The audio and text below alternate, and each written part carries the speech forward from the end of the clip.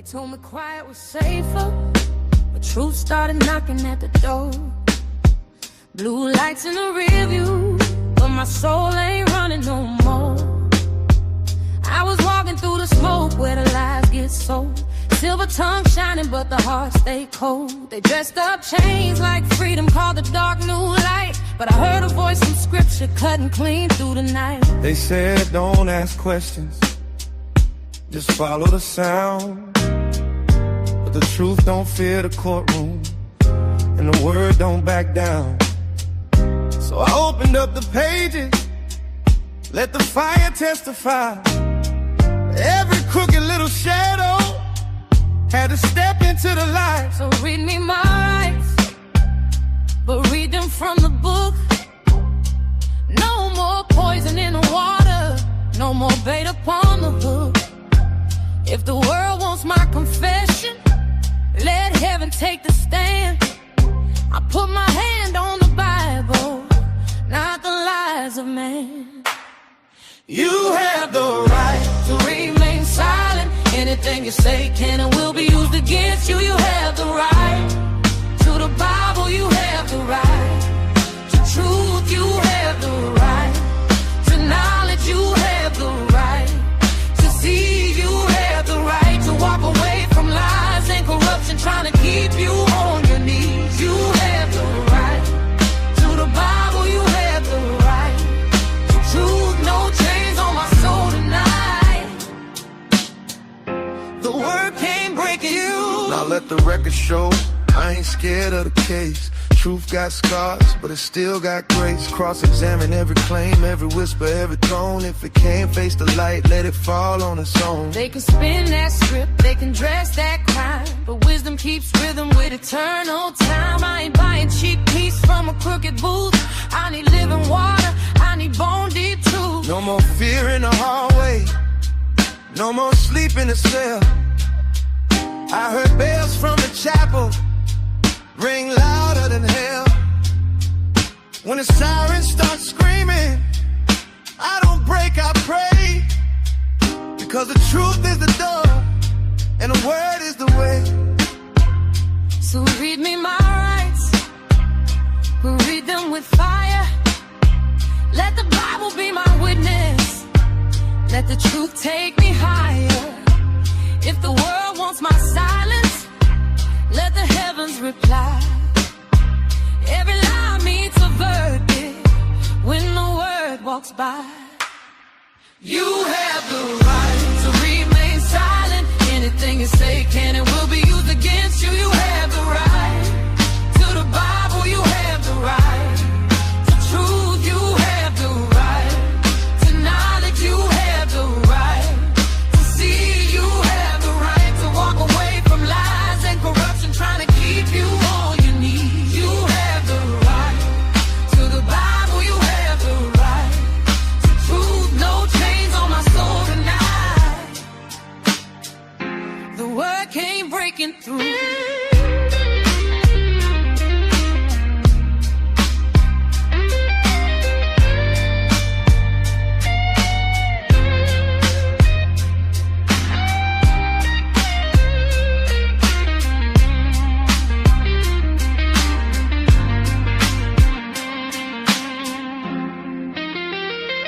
Read me my rights, but read them from the book. Truth took the stand, and every lie shook. All right, and welcome, and God bless you, everybody. Bando, how are you, sir? I'm not bad. Bando, just remind me, you are a Muslim, correct?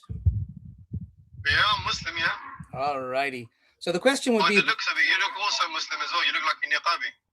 Well, I was thinking of going for the ninja, but if you think I look like a ninja niqabi, then that's okay. Not a ninja, you just look like a niqabi. Okay, have you ever watched kung fu movies where the ninjas are there? Do you think they're niqabis as well? They don't wear it like that. They kind of wrap their whole face. You kind of got it hanging like a drape. Yeah, no, I did. I was doing this. Yeah, I was doing this, and let me show you. So I had the cross out there, and I had it all tucked in nicely. You know, I was doing that. But as you know, when you cover your mouth like this, it's very difficult to breathe. So I'm leaving it like this just so I can get some oxygen. So now I'm, now that you've left it out, you look like a niqabi. So all carry right. on. Anyways. So, which one of these are haram in Islam? Under normal circumstances, my brother. Under normal circumstances. If you read it on the face of it, it may look like that, but none of them. Oh, okay. So again, the clear Quran clearly states that according to the Quran in 434, you can clearly strike your wife. Is that clear? But maybe it's misunderstood. That's why I said on the face of it, it looks like that. Yeah. So then it's not my fault for misunderstanding what it says, because it actually says that. No, it is, because you've made the whole life as if you understand it. Well, again, if I read the verse and the verse says that you're allowed to strike them, have I misunderstood the verse when it says you can strike them? Okay, can I read the Bible and make a whole life saying God allows in the Bible to unalive children? We can go to that. We'll go to that. But let's understand now from the Quran itself, right? According to the Quran, does the verse tell you clearly that if you fear disobedience, that you can strike the wife? Does it say that? Yeah, it does say that. Yeah. Okay, on the beautiful. face of it, yeah. Okay, so on the face of it, that's what it says. Can you tell me what's the deeper meaning behind it then? What have we misunderstood? If you look at the Arabic linguistics used, daraba is not a strike, is what you're understanding it. It's more of a because it's also referred to as a tap or a light, gentle gesture. It's not what you're. It's not striking, as in to leave harm or anything. Okay, so I misunderstood then. So it doesn't mean to strike them to do any harm. But you didn't say whether you are allowed to strike them, you just mustn't harm them. Is that what I'm understanding? Yes. Okay. Yes. Beautiful. So now so it's not wrong with me to say that you are allowed in Islam to strike your wife. You are now adding to it saying, don't leave a mark or don't harm them, correct? Because the Quran doesn't say that. No, yeah, we don't just use the Quran. If you're Sunni, which is like 80 or 90% of the Islamic faith, we don't just use the Quran. That's what Sunnah means, to follow the hadiths. Okay, so just if I follow hadiths now, but first let's just trust the God of Islam. Does the God of Islam say that his book is clear? It's a clear book, perfectly detailed, an explanation of all things. Have I misunderstood that as well? Yes. Okay. Because the Quran also says to follow the book, follow him, and follow the one he sent, which is the Prophet Muhammad. And the way we follow him is by using the hadith. Okay, so let's just so for me to understand now. The Quran claiming it's a clear book is clearly not clear, because I have to go. I just told you why it's clear, because it tells us to follow Allah and follow his messenger. Okay. Muhammad. So when it says follow Allah and his messenger, if I find that the messenger of Allah is also applying this verse 434 to Aisha, where he strikes her, causing her pain. So then he's following the verse, but you said he didn't cause pain. It mustn't cause pain. Muhammad causes pain. So if I follow the Quran or I follow Muhammad, we're both causing pain. You saying don't cause pain. No, that's wrong. I'll tell you why. Because you're mixing the context. When Muhammad struck Aisha to the chest, it wasn't because he was disciplining her. He didn't go through the threefold of discipline where he left the bed with Aisha. So just pure anger. It was just pure anger. It was actually a mistake if you read the context. It was a mistake. Yes. So he struck his wife, and it was by mistake. So what did he, like, trip and fall and just accidentally hit her? It was. How is it a mistake?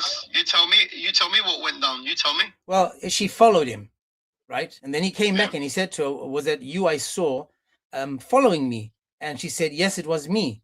And then he struck her on the chest, which caused her pain. So the context was. Show me where it says, "Yeah, it was you," and then because of that, he struck her on the chest. Show me in the hadith. Oh, so now you want how you say the word has to say it. Well, yeah, obviously, I'm not going to take any Niqabi's version of it. Okay. I want to read it myself. But as a Niqabi, you'd suggest that I have a backup, right? You'd be like, oh, you need to have someone, you need two people to verify what you're saying. No, brother, I'm not going to take your version of it. I would like to read it myself. Sure. I'll give it to you. 1 second. 1 You got a second. cross on you've literally got a cross on your neck. That's like me saying I read the Bible and it says this. It's okay. You're not going to take my It's word for it. okay. It's okay. It's okay. Sit Daisy. It's okay. I got you, man. Just let me bring that up on there. Blah blah blah. Let me see. You see Morocco the other day against Brazil. Oh, we did brilliant. It was really a good game, man. It was a good game. Oh, it was bloody excellent. I do hope Morocco faces South Africa. That would be interesting. That would be truly interesting. That'd be brilliant. North Africa versus South Africa. Oh, what a game. I'm sorry, 1 second. I lost the page I had. Where'd this go? Just give me a second. I just need to, everything's gone. Hang on a sec. There we go. And let me go to there. History. Okay, there we go. Sorry about that. And I'm more impressed with Cape Verde. That was impressive. Against Spain, that was good. Where Spain thought they were going to just walk over. There was a guy that bet $1 million thinking that he was going to do something and he didn't. So here we go. This is where the verse is, right? And then it says over here, blah, blah, blah. He came and he saw me, he called you, did a concealed, fearing. Okay, so it's on the screen there. 1 second. And then let me put this on the YouTube.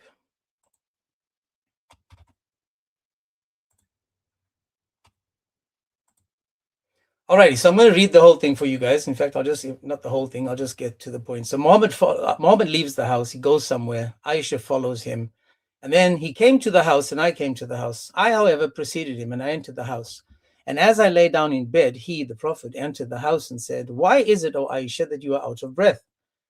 I said, "There's nothing to tell." There's nothing. He said, "Tell me, or the subtle and the aware will inform me." I said, "Messenger of Allah, may my father and mother be ransomed for you." And then I told him the whole story about how she followed him. He said, "Was it the darkness of your shadow that I saw in front of me?" I said, "Yes." He struck me on the chest, which caused me pain. And then said, "Do you think that Allah and his apostle would deal unjustly with you?" So where do you see that he tripped and he fell on her? Right. So he nudged her. Okay.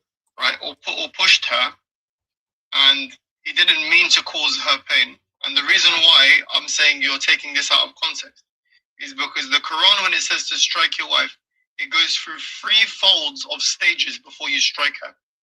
Nowhere in this scenario in the hadith has Muhammad gone through the 3 folds of when to strike your wife. So this goes against the verse of the Quran that you're bringing up. Okay, so let me just ask again, just so I understand. So Muhammad didn't follow what the verse was saying. This was pure rage and anger. So he behaved it out of anger, and what he did out of anger was to strike his wife. The best example to mankind teaches us that if you lose your temper... I never said that he struck her. I said that he nudged her. I know you said he nudged her. You can call it by any other name. The fact of the matter is that he was physical with her in some way, shape, or form, and that caused her pain, correct? Yeah, it caused her pain, yeah. Okay, beautiful. So according to this, did he say, "Oh, I apologize, I made a mistake, please, I didn't do this on purpose, please, Aisha, forgive me"? Did he say any of that, or did he continue attacking her in the sense that, you can't hide things from me, my God, he got my back, so he would come to me and he'd tell me what you did? So maybe he didn't know that he hurt her, because not all the time when you nudge somebody or push them, you know that you've hurt them. Seriously, bro? Yeah, seriously, bro, yeah. Okay, so... Because Muhammad explicitly says that you cannot cause harm to your wife or leave a mark. Okay, we'll go through this now. Watch this. And again, I'm not being disrespectful, but Muhammad was a grown man. Aisha was a child. Aisha was a young girl, correct? Yeah, she was young, yeah. Say again? Yeah, she was young, yeah. Yeah, so you'd know how much a force would cause a younger person pain. Now, if I was dealing with a 10-year-old boy playing boxing with him, I would know how much that child the boy would be able to take or accept, in our sparring. Show me Aisha was 10. I'm saying, I'm using an example of me and a boy boxing. So why using a 10-year-old example? Because I'm saying you box differently with a 10-year-old than you would a 15-year-old or a 20-year-old. I'm not saying, I see, this is delicate for you guys because you know she was a child married to a grown man. No, this is why you're panicking. The problem is she was not a child. You guys keep saying that, but she wasn't. Is a 6-year-old a child? That's her report of it. She says she was 6. So is she a liar? Is she a liar? No, I don't think she's a liar, no. Boom shakalaka, checkmate. So if she says she's 6 and she's not a liar, how old do you think she was? Yeah, they weren't married when she was 6. They just made the marriage contract. I'll try again. He married me when I was 6 and consummated the marriage with me when I was 9. Aisha's words. Was she lying when she said that? Or wasn't she lying when she said that? No, she may have been telling the truth, or she may not have been telling the truth. So if you don't tell the truth, are you a liar? No, she's not infallible, is what I'm trying to say. Okay, so like how 100%. Much of what she has taught us is believable? Yeah, when she quotes the Prophet, that's her quoting the Prophet. When it's her own words, we take them as her words. We don't take them as the Prophet's word. So two different things. So basically, we can't trust Aisha if she's not quoting Muhammad, correct? No, I didn't say that. See, I'm confused now. This is why Islam is such a difficult religion. When can I trust Aisha? Again, when can I trust her? Wait. Did you just say Islam's such a difficult religion as if you're in two minds whether to be with a child or not? Is that what you're saying? I would never be with a child. It's evil and disgusting. If you think that that's not, then there's something wrong with you. Or do you think it's okay? No, I don't think it's okay. Okay, beautiful. So then we both agree that grown men shouldn't be playing with. When they married, your church was okay when they married the King of England to the Princess of France. If you want to talk about the King of England, was he the best example to mankind? No, the church. Listen again. We are taught to follow Christ, not the church. I'll try again. When the Church of England, why are you panicking? Why are you panicking? Slow down, brother. I'm not See, this is why it's a delicate subject for you guys. I didn't mention that Aisha was a child, but now you're going there. You and I both know. You and I both know that she was a child. We don't have it in our Bible. Go and find children and penetrate them, but we find it in the Quran. So don't go there. There's a verse in your Quran that explicitly tells us that you can marry and penetrate children. Please do. Where it says go find a child and penetrate her in the Quran. Are you allowed in Islam? Listen again. Are you allowed in Islam to marry, penetrate, and divorce a child? Okay, let's go back to it then. See, this is now we're getting somewhere. So according to the verse, now this again is on the screen that I had. One of the things was 65:4. Let's go through 65:4, and we're going to go through all the scholars of Islam, all the scholars in the 4 schools. I want to read the verse. Okay. And you're going to show me where it says you can marry and penetrate a 9-year-old. Okay, beautiful. In fact, let's start with this. So I'm going to show you guys. We're going to go to Surah 33:49. Let's start there, guys. 33:49. And we're going to see what is permissible and what is not permissible. In 33:49, sorry. 33:49. And this is what it says. It says, "O believers, when marrying women and then divorcing them before you touch them." Before you touch them. What does that mean? What does that mean? It means that you haven't touched them yet. How? Dingy, right? Physically. No, any touch in any sense. Come on, man. If you're holding a hand, you touched her, but we're talking about dingy. This is literally talking if you penetrated them or not. So according to the verse. No. You can't say touch them and then say penetrate them. You can't do that. You can't. Okay, penetrate. Okay, let's go there. So according to this verse, now, ladies and gents, let's listen to the logic of Islam. So if you touch these women, it says no period. There's no period to reckon. What period is that? What are they talking about? I don't know. You tell me. It's called the Iddah. Have you heard of the Iddah? Where does it say Iddah there? See there? The Iddah? Okay. No Iddah. Do you see that? No what does Iddah. Iddah mean? It's the waiting period between husband number 1 and husband number 2 to make sure that the girl is not pregnant. So there's no confusion as to who the father is when it comes to the child. Now, according to this verse. No, wait, 1 second. Is that all the iddah? Or is there more to the iddah? The waiting period, the iddah? Well, you tell me, is there more to it? Yeah, of course there is. So please explain. This is brilliant. Go on, explain. So what is the more? The iddah period is a woman must also, involved in that, must mourn her husband for 40 nights and not leave the house for 40 nights if her husband wants to pass away. That's also tied in with the iddah. Okay, beautiful. So that has nothing to do with the dingy. But over here, it's talking about, in this verse, it says clearly that you have no iddah, no waiting period, if the husband hasn't touched you. Do we agree to that so far? Yes. Beautiful. And do you agree it's because to make sure that the girl is not pregnant? No, it's not, because I gave you another condition of iddah. Okay, but can you marry a girl before the iddah is over? Can you marry a girl before the iddah is over to a new man? No, you can't, because Beautiful. if she's still mourning her husband, of course you can't marry her. Lovely jubbly. So now we know that the iddah is not necessary if the girl hasn't been touched. Where do we go next? Surah 65:4. Can you tell everybody what is 65:4 talking about? Or must I read it first? Right. You want to tell us, or do you want to read it first? Yeah, you're going to say the ones that haven't menstruated yet is referring to children, but we'll see. We'll see. It doesn't mean solely children. Okay, it doesn't mean solely children. Beautiful. So now we're going to go to, it doesn't mean solely children.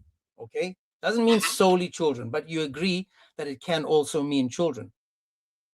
It can mean children that are mourning or whatever reason. What are the children mourning?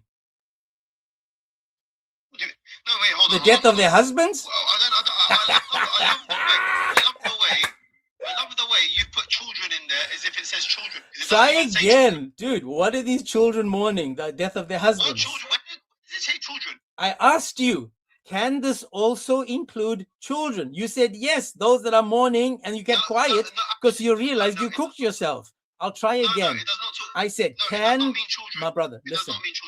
So this never means children. Nope.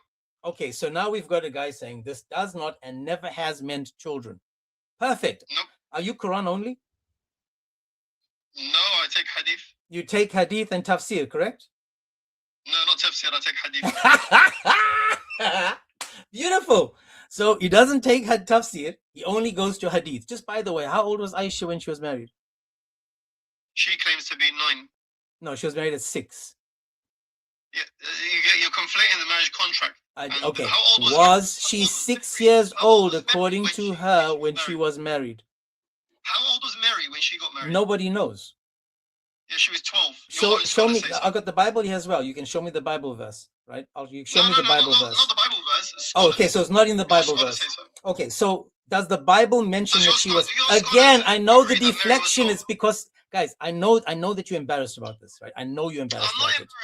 I'm not embarrassed again, I know that you are embarrassed about it. It's fine. I'm embarrassed about it too. I'm embarrassed about it, but stop running. Stop running. I want you to be consistent. We haven't gotten there yet. Was Mary 12? No. Unless you can show me from the Bible that she was 12 years old, or show me from the...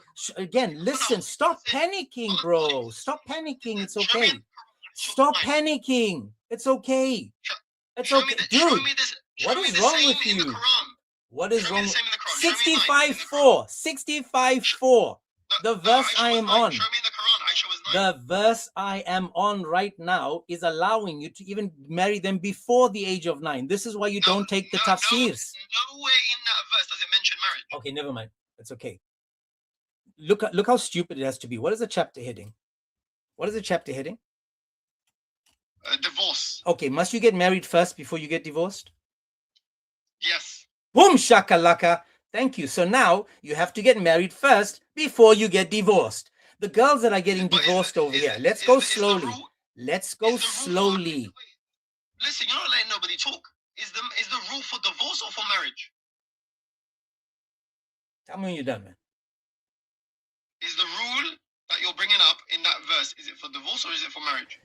You have to be married first in order to get divorced.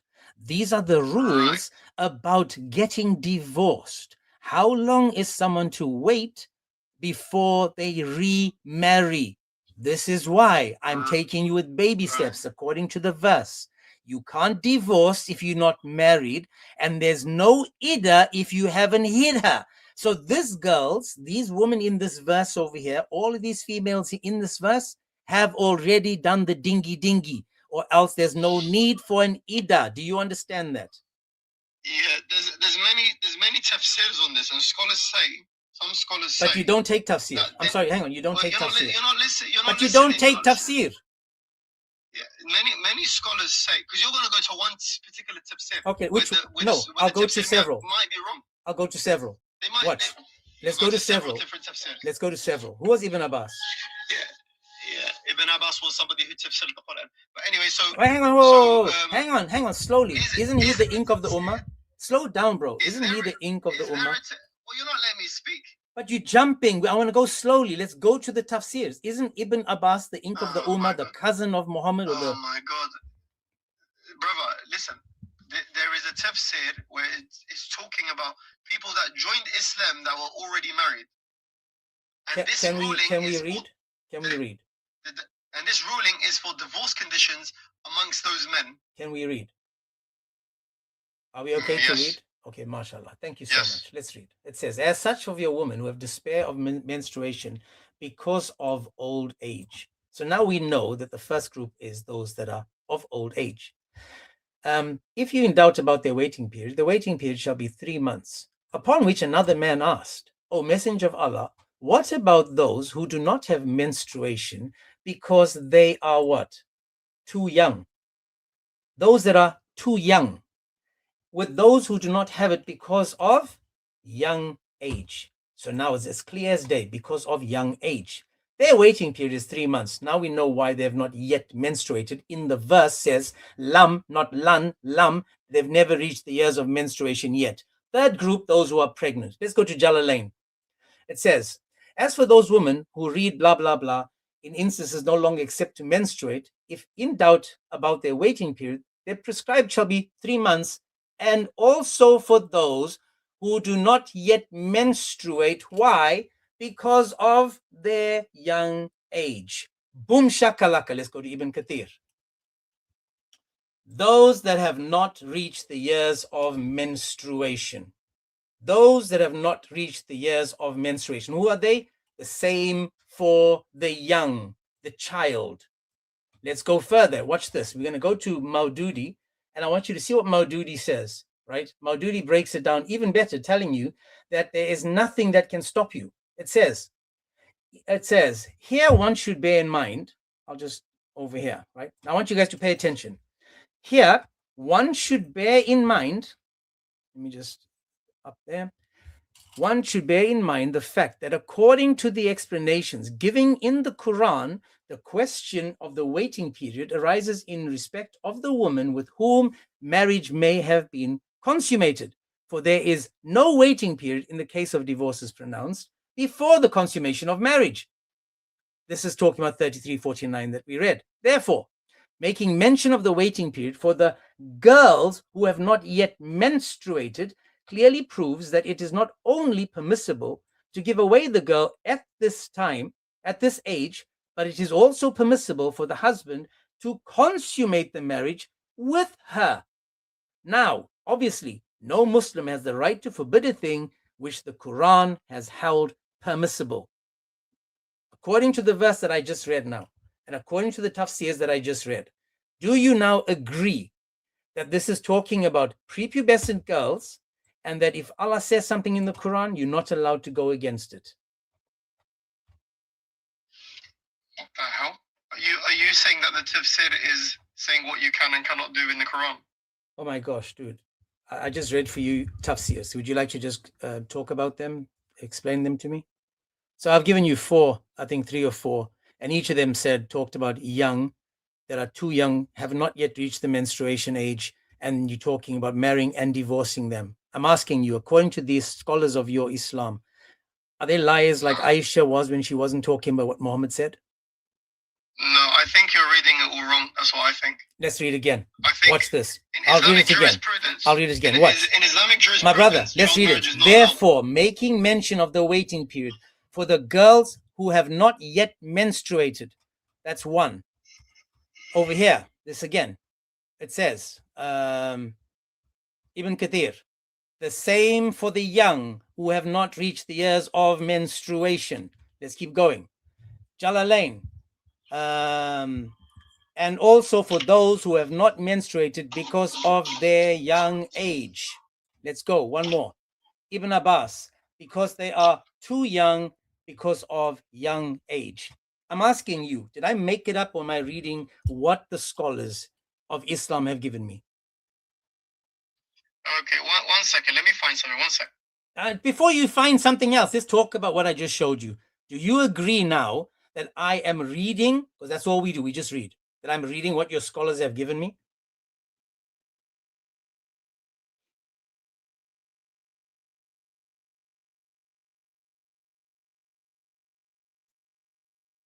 And maybe you'll show me a contradiction.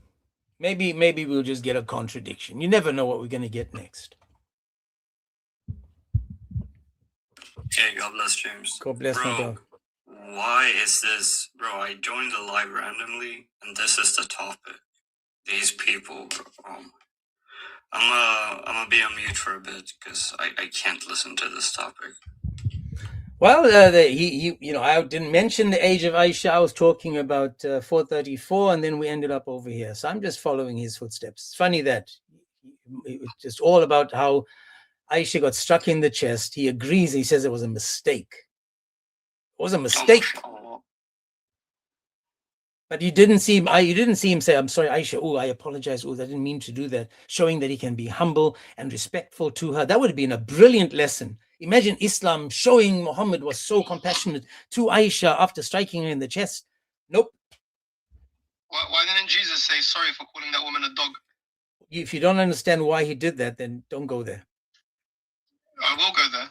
Yeah, but again, you've tried to find an answer for this, not whataboutism. I know you guys are good at that. Right now, I read you from your scholars. Right. I'm asking you, do you agree with the scholars, or are they liars like Aisha was when she wasn't talking about what Muhammad did?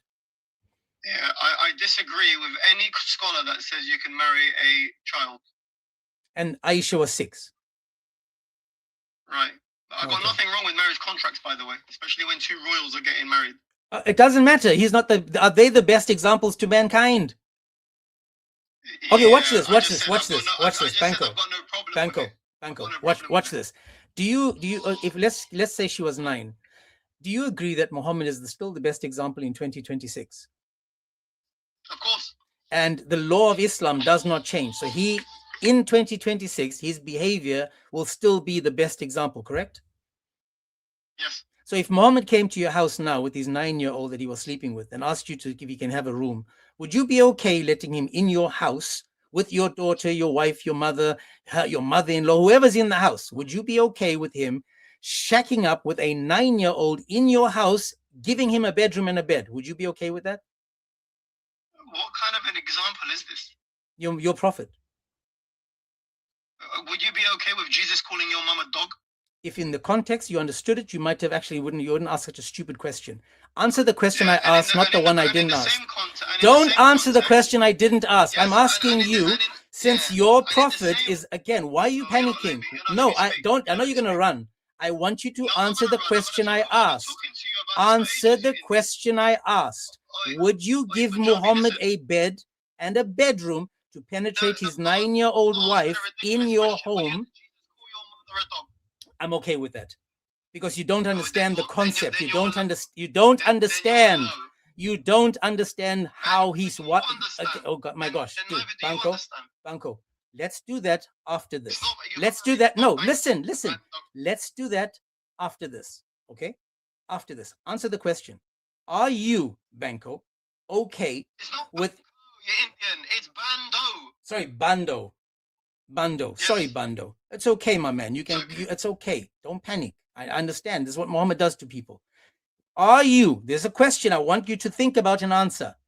Are you in 2026 okay with the Muhammad, the best example for all time, coming to your home with his 9-year-old wife and you giving her a bedroom so that he can penetrate her in your home while your children, your wife, your mother-in-law, and your mother are all in the same house? Is that a good example? I wouldn't let anybody into my house to penetrate any aged woman in my house. Your prophet, you'd kick him out? I wouldn't let anybody into my Would house you to kick penetrate out your any prophet? woman in Would my you house. kick out your prophet? Again, I just told you, I wouldn't let any man into So my house. if the, okay, watch this. If Muhammad was next door to you, Muhammad lived next door to you, and he was with his 9-year-old wife. He bought the house next door to you. And in his bedroom, he had a 9-year-old wife that he was sleeping with.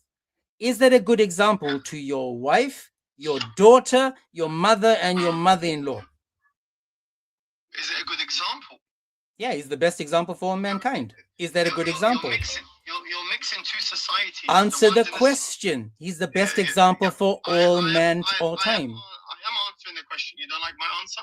Is he the best example in 2026? Are you going to let me answer the way I want, or are you going to try force me to say what I'm you want? asking you to answer the question. Is if Muhammad is the best example in 2026, would you have a problem with him penetrating a 9-year-old as your neighbor? Are you listening to what I just said? I'll say it again.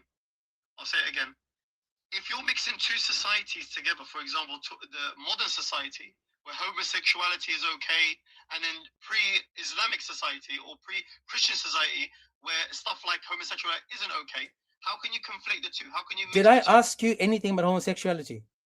No, what I'm trying to say is you're No, mixing answer the question I asked. My man, Bando, stop, breathe, stop. No, I listened. I heard what you said, but you didn't answer my question. I'll try one more time. Listen again. No, Is sleeping with a child in 2026 something that's evil? Is it evil and disgusting?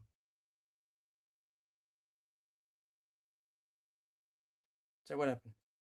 And I muted you because I'll take accountability for that, but you deserved it. So unmute and answer. Yeah, I'll answer. What's the age of marriage now in 2026? I didn't ask you about the age of. I'm asking you again, Bando. Listen. Does the age of consent is the age of consent in England? Does that trump Islamic law? No, it doesn't. Beautiful. So let's forget about it then. I'm asking you. If you lived in a Muslim majority country, even if you lived in Saudi Arabia, if you lived in Afghanistan, I don't care where you lived. If Muhammad in a Muslim run country with the Sharia that's running the country, would you be okay with Muhammad in 2026 penetrating a 9-year-old next door to you? You're not letting me answer. You keep pushing, but I'm not going to say yes or no. Okay, tell me about the gay people again. Sorry, tell me about the gay people. Continue. No, I'm not going to tell you about the gay people. The age of consent now in 2026 is 18. In the time of Jesus, it was not 18, it was 12. I could ask you the same question. Is it okay? Oh my gosh. Would you attend the wedding of a 12-year-old? Okay, watch this again. A 12-year-old, right? Now listen again. Yeah. That's 6 again. Listen again. My dude, let me speak now. You asked a question. Chill. Notice what you done now. You went to the age of 12. Aisha was half that age, 6. Show me one wedding that Jesus, again, listen, please. Show me one wedding that Jesus went to where the girl was 12.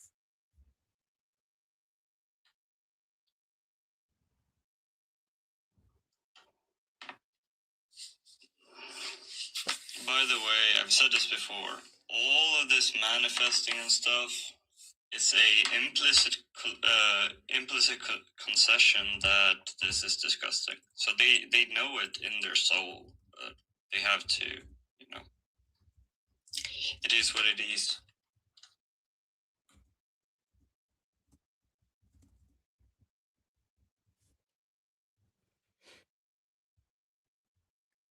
Now, watch this, guys. He's saying that this is a child. Yet we can go to Mark, And in the book of Mark, Jesus calls a girl, a 12-year-old girl, he says, little girl. Now, you're going to tell me that Jesus is going to let a little girl get married? What does it say, 12-year-old girl? Mark 5:39 to 42. It says 12-year-old girl. He calls a little girl. He calls a 12-year-old little girl. What does it say, 12, though? It says in the verse, dude, are you thick or just stupid? It's in the verse. I'm not doing Muslim stuff here. See, when you try to jump to my Bible, it's going to cook you. I asked you a simple question. Would you, in a Sharia-run country, be okay with a Muhammad that lived back then, today, with a 12-year-old, with a 9-year-old child bride in his bed? Would you be okay with that? See how you run from the answer? You never once said to me yes or no. Answer the yes or no. Are you okay if Muhammad lived today next door to you, penetrating a 9-year-old? Are you okay with that? Right. In Jewish custom. Answer the question. Are you okay with that? I'm not gonna answer it the way you want me to answer. I'm gonna answer it the way yes I want or no? Are you okay with that? No, it's not a true dichotomy. Yes or no? James, Are James, James. You can't answer. You can't get me to answer yes or no to a question. I don't answer yes. Bando, explain to me how it's not a true dichotomy. Because I'm not gonna answer the way he wants me to answer. Bro, a true dichotomy has to do with logic. And in this discussion, you said it's not a true dichotomy. I need you to give an argument for it. Because it's complex. So, a yes or no question can still be a true dichotomy because you can explain afterwards. It's still a true dichotomy. Yeah. A true dichotomy. Watch this. It wouldn't be a... Yeah. No, watch this. Ask me. Watch this. Hang on, Bando. Ask me if I'm okay with a grown man, 50-something, penetrating a 9-year-old. Ask me. Ask me the question. Tikka masala? Can you answer that? Yes or no? No, it's too strong for my stomach. Oh. You look like you eat a lot of them. Anyway, so yeah, so. Hang on. Was that a dig? Was that a dig at me? I don't know. Is it a dig at you? I don't know. I mean, you like a PDF follower. I'm asking you. Was that a dig at me? Is it a dig at you? I'm asking. Was it a dig? I don't know. Is it a dig? Not at all, mate. I'm good. Oh, I'm comfortable being me. You see, I don't have to defend the best example of my mankind being penetrated by Zut or penetrating a child. You see, I don't have a problem defending that. You have a problem trying to make Muhammad seem better than he was, knowing that if he lived next door to you, you'd kick him in the gonads, you'd knock him out, because you'd look at him as a PDF. You'd phone the police and say, there's a guy living next door to me with a 9-year-old in his bed. You'd phone the police because your conscience tells you that that's sick, evil, and disgusting. So let me ask you, is it evil? Is it evil? Is it evil according to you? Is it evil to sleep with a 9-year-old? Is it Jewish custom to get married young? Answer the question I asked, not the one I didn't ask. Is it evil to sleep with a child? Yeah, of course it is. Beautiful. Thank you. So, if Muhammad visited you today, it would be evil, but then it was okay, correct? Yet Islam is telling us he's the best example for all time. I don't believe Aisha was a child. That's the difference. Okay, then condemn him. Condemn anyone that says that sleeping with a 9-year-old is evil. Condemn that. Say it. Say sleeping with a child is evil. Say it with a 9-year-old. No, sleeping with a child is evil because we don't say what age of somebody is by how old they are by the age. That's not scientific at all. Elijah, did you know that he called Aisha a liar? Because we can only trust her at some times and not all times. So according to her, when she said she was 6, she could have been lying to us. Now, this is what we have to deal with. I've got to try to talk to someone that picks and chooses between what Allah says and what he doesn't say. So now this is what happens when you can't condemn a PDF. Watch this. Was Epstein a PDF? Was Epstein someone good or bad? I don't know. I never read into his life story or anything. I don't know. Okay, so he was sleeping with underage children. Was that bad? Was he? Did they? Well, look at this! Look at this!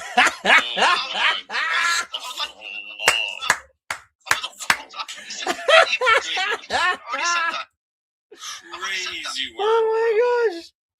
Do you guys see this? It's on site, bro. Seriously, this is disgusting. You're full of shit.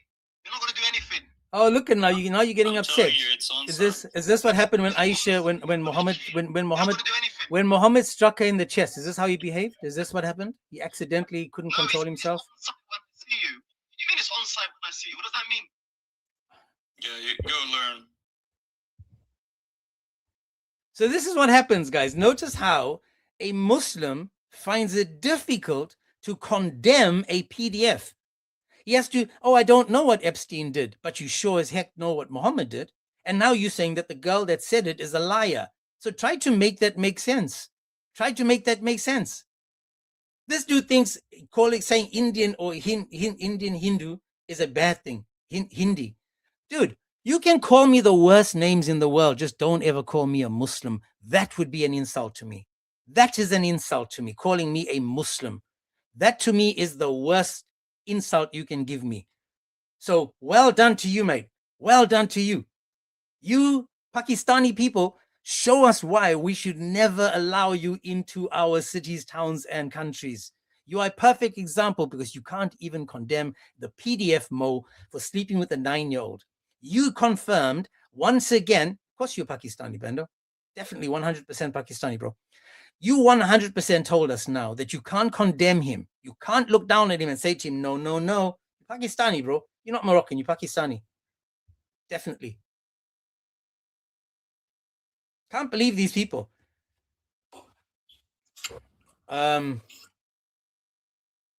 You guys can report me as much as you want. All these people reporting me, man, it doesn't matter anything to me. Hey James, can you make sure, like, literally block that guy personally, because he's gonna report. Aren't you mod? Yeah, but I don't know if I block him, it's not gonna go to the live. Yeah, let me just give him a timeout. Don't block him. I want him to listen because this is important. This is important. So let me just see. I've got Soap. How are you, sir? I'm doing pretty good. How are you, bro? Very well. Are you a Muslim, sir? No, I'm a Catholic. Okay, guys, please please keep tapping. I'm getting so many restrictions right now. It's crazy. After this guy left, he's probably got all his boys to yeah. So your profile's in the Muslim Discords right now. My profile. I'm just saying, like, he's probably sending your profile. Oh, okay, like Discord. That. Yeah. Well, yesterday I was on a live, and they actually got together on the live after blocking me, dropping me, and then blocking me. Someone sent me a message saying these guys are talking about you and how Muslims shouldn't go to your live streams. This is the cowardice. Instead of having an open, honest conversation about these things, none of these guys are willing to actually have the conversation about it. Mufasa, how are you? Yeah, I'm okay, James. Mufasa, is Aisha a liar?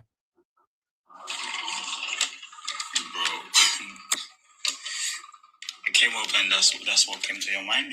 No, the other guy that was up here, he said we can't trust Aisha. We can only trust her if she talks about what Muhammad said. So I asked him, is she a liar? And I'm trying to understand why would he say that. So I'm asking you, can I trust Aisha with what she says, or must I pick and choose what Aisha said to be true? Of course, we don't believe Aisha is a liar. Beautiful. So when she said she was 6, she was 6. When she said she was penetrated at 9, it means she was at 9, correct? Yeah. Beautiful. So then that's not the issue. Thank you for that. So that guy was trying to say something that, and I'm the one defending Aisha. I can't believe I'm saying that. But so as you can see, the topic is which one of these is not normally, under normal circumstances, allowed in Islam? Yeah. So of course you know which one is not allowed. No, under normal circumstances, brother. Under normal circumstances.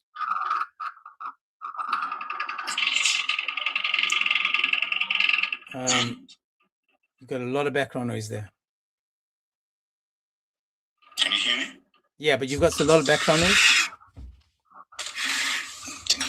1 minute. Let me close the door.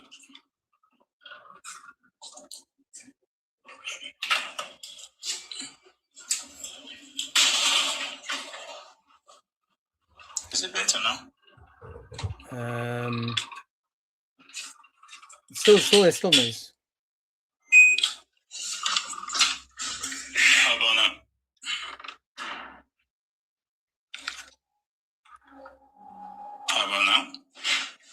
Yeah, go on. We'll see how it works. I'm just trying to change the settings on how to change the screen.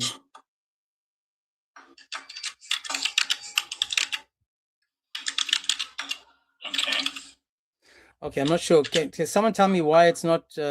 Why can't I change the way the screen looks? How do you want it? I don't know. It's just so you can see the topic. Why isn't that coming up? You can see the topic on my screen. I think it's lagging, maybe for you. Maybe. Okay, I'm sorry. I'll try to fix it in a second, guys. Not sure. Okay, now it's better. Oh, someone's okay. I'll look at it. Yeah, no worries. So I'm just trying to understand, right? From what we have under normal circumstances, what of these is not allowed in Islam? Yeah, it's eating of pork. Okay, so under normal circumstances, eating pork is bad. So what you're saying is that pork is bad, therefore you shouldn't eat it, correct? Pork is, we wouldn't say bad necessarily. It's just something that Allah has forbidden. Has not instructed us to eat. Okay, so Allah has not instructed you to eat pork, and that's the only one that you're not instructed to do, meaning the three others you are instructed by Allah to do. So that simply gives us the answer we've been looking for, and that will confirm then that striking your wife is better than eating pork, marrying a prepubescent better than eating pork, and owning slaves is better than eating pork, correct? Yes. Beautiful. So my question would be, what makes eating pork worse than, let's say, striking your wife? Yeah, we don't necessarily follow that. So let's first qualify what you mean by striking your wife. What do you mean in this sense? Well, you tell me, what does the Quran mean? When in what sense? I mean, it's a topic you want to discuss. Yeah, well, striking your wife is physical. Yeah. From interpretation of the, from even the Sahaba and also the Salaf, striking just means in a way that doesn't leave any mark or doesn't cause any harm. Because the Quran says, and do not harm the women. It's literally in the Quran, do not harm them. Right? So we know that when we speak about these things, it should be done in a way that is only meant to admonish or correct the situation. Okay, but it's still there, correct? Yes, it's there. I don't see how it's that immoral. No, well, we'll see now. We'll see. You just said to treat your woman with love and respect, but I know that you take hadiths as well. Yeah, so because he loves someone doesn't mean you cannot discipline. How does it? So can your wife discipline you if she loves you? Can she strike you as well? Yeah, your boss. You cannot discipline your boss, can you? Is she your boss? No, the man is the head of the house. So beautiful. So I asked you, can a wife discipline her husband if he's wrong? Yeah, because you cannot discipline your husband because he's the head of the house. So the husband has carte blanche to do whatever he. Hang on. So if my boss was playing with, for example, and I'm not hinting at anything. If I found my boss in the office and he was diddly fiddly with a child in the back office, I'd knock the crap out of him. Yeah, that's not discipline. That's just you fighting him. Well, if my boss, for example, was doing something that he wasn't supposed to do, I would discipline him. Yeah. When you say discipline. Yeah, I'm not going to strike him. I'll use my words and I'll explain to him. Go on. We're going to define discipline based on what will be within the manuals, right, of your job or of your place of employment. When we say discipline, can you sack your boss? Can you fine him? Can you send him on leave? Can you suspend him? But let me answer. So if I found again, let me answer. Let me answer. He can also file a suit against you. Okay, can the boss hit you since he's your boss? No, that is not within the fines of discipline. Okay, hang on. So according to the Quran, it's not part of what the Quran says, because the Quran says you can strike them as a form of discipline, correct? Yes. So the company you work for has got better morals than your Quran, because you just agreed that you can't strike your. Hang on, don't jump up and down now. You can't strike your employee at work because those rules are better than the Quran that says your life partner can be struck if you fear discipline, not if she has done anything wrong. Mashallah. So which would you Yeah, prefer? I'm Hang giving on. you- Here's the question, Mufasa. Here's the question. Which Bro, law let do me- you let me- think? Let me rebut. Hang on, please. Let me ask the question. Which law do you think is better? The law at work or the law that says you can strike your wife? Yeah, I'm gonna go with what Islam says. Of course, Islamic law is always better. Okay, so striking the wife is better than reporting the boss. Bro, that's a categorical error fallacy. Mhm. They're not within the same category. I gave you the example of a boss or you with your boss because you cannot discipline your boss, as you said. The wife cannot discipline his husband. I said you can discipline the boss. I didn't say you can't. I said yes, you can. I said yes, you can. Within the stipulated manual of what should happen in the So workplace, watch this. Watch Mufasa. You're losing me, Mufasa. Let me finish. Don't change what I said. Don't change what I said, Mufasa. If you see your boss doing something wrong, can you go further up the chain and report him? Yes, that's you reporting him. That's not you taking action against him. Of course, him. You're taking action against him. Of course you.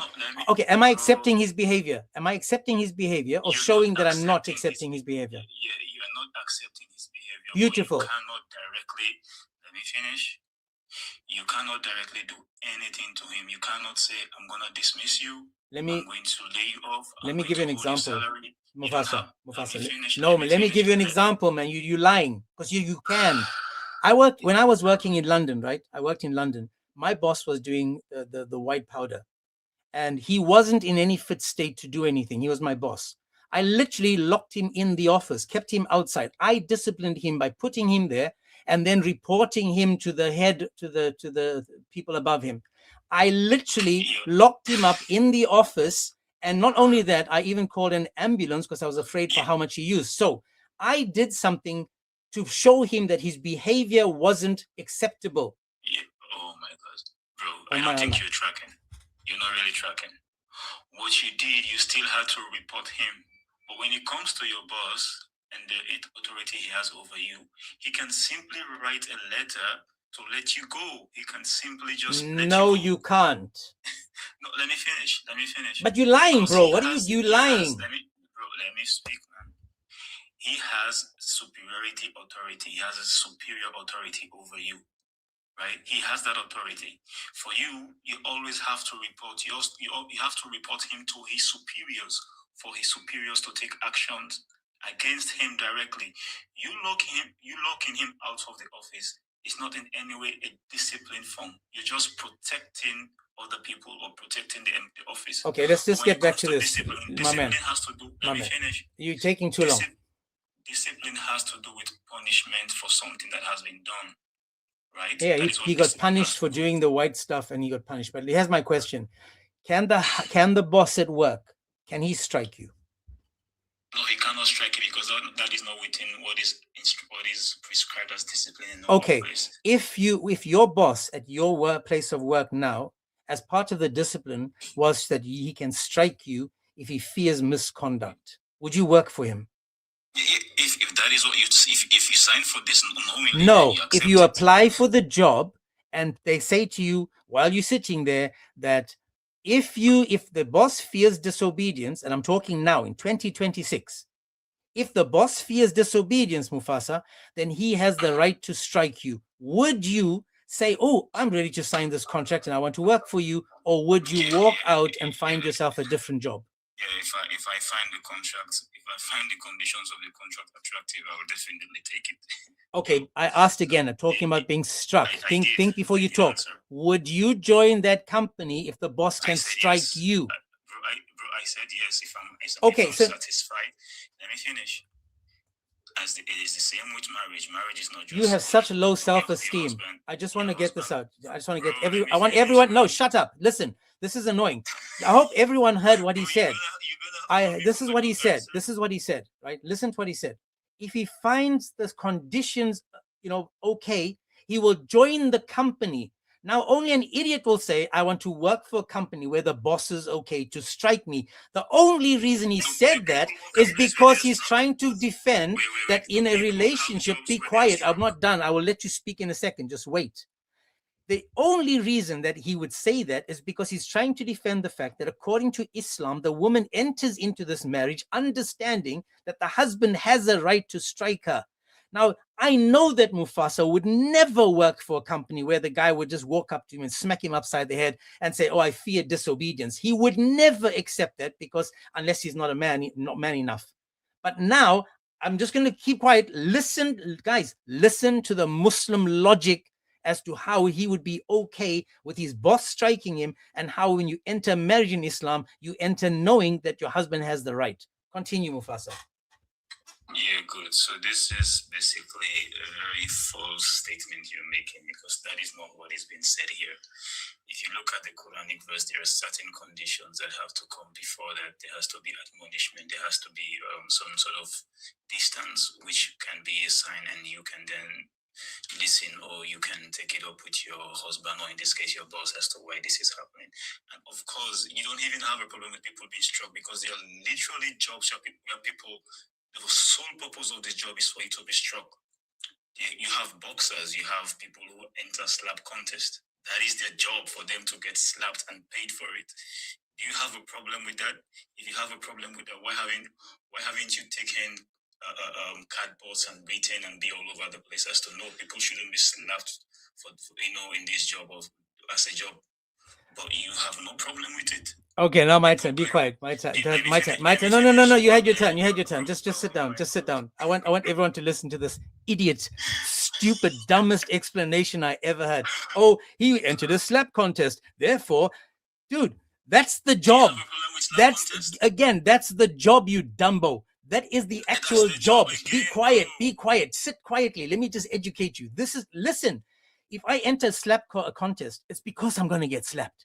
If I enter, if I'm going to be a nurse, I want to be a nurse. And if I'm a nurse and I find that the doctor can smack me upside the head just because he fears that I did something wrong, that's not a slap contest. That's not me entering a boxing ring. That's not a wrestling match. I am a nurse, and the doctor now has authority over me. So what you are saying is that it's okay for the doctor. I'm not talking about a slap contest. Did Aisha and Muslims enter into slap contests when they married their husbands? Is that, oh, you're marrying me? Oh, remember, this is going to be a slap contest where I can only slap you. You can't slap me because I'm the head of the house. And if I fear that you did something wrong, even though you didn't do something wrong, then I will discipline you. Don't tell me about slap contests or boxing or wrestling. That's like you guys so desperately trying to make something work for yourself. You would go to something that's stupid.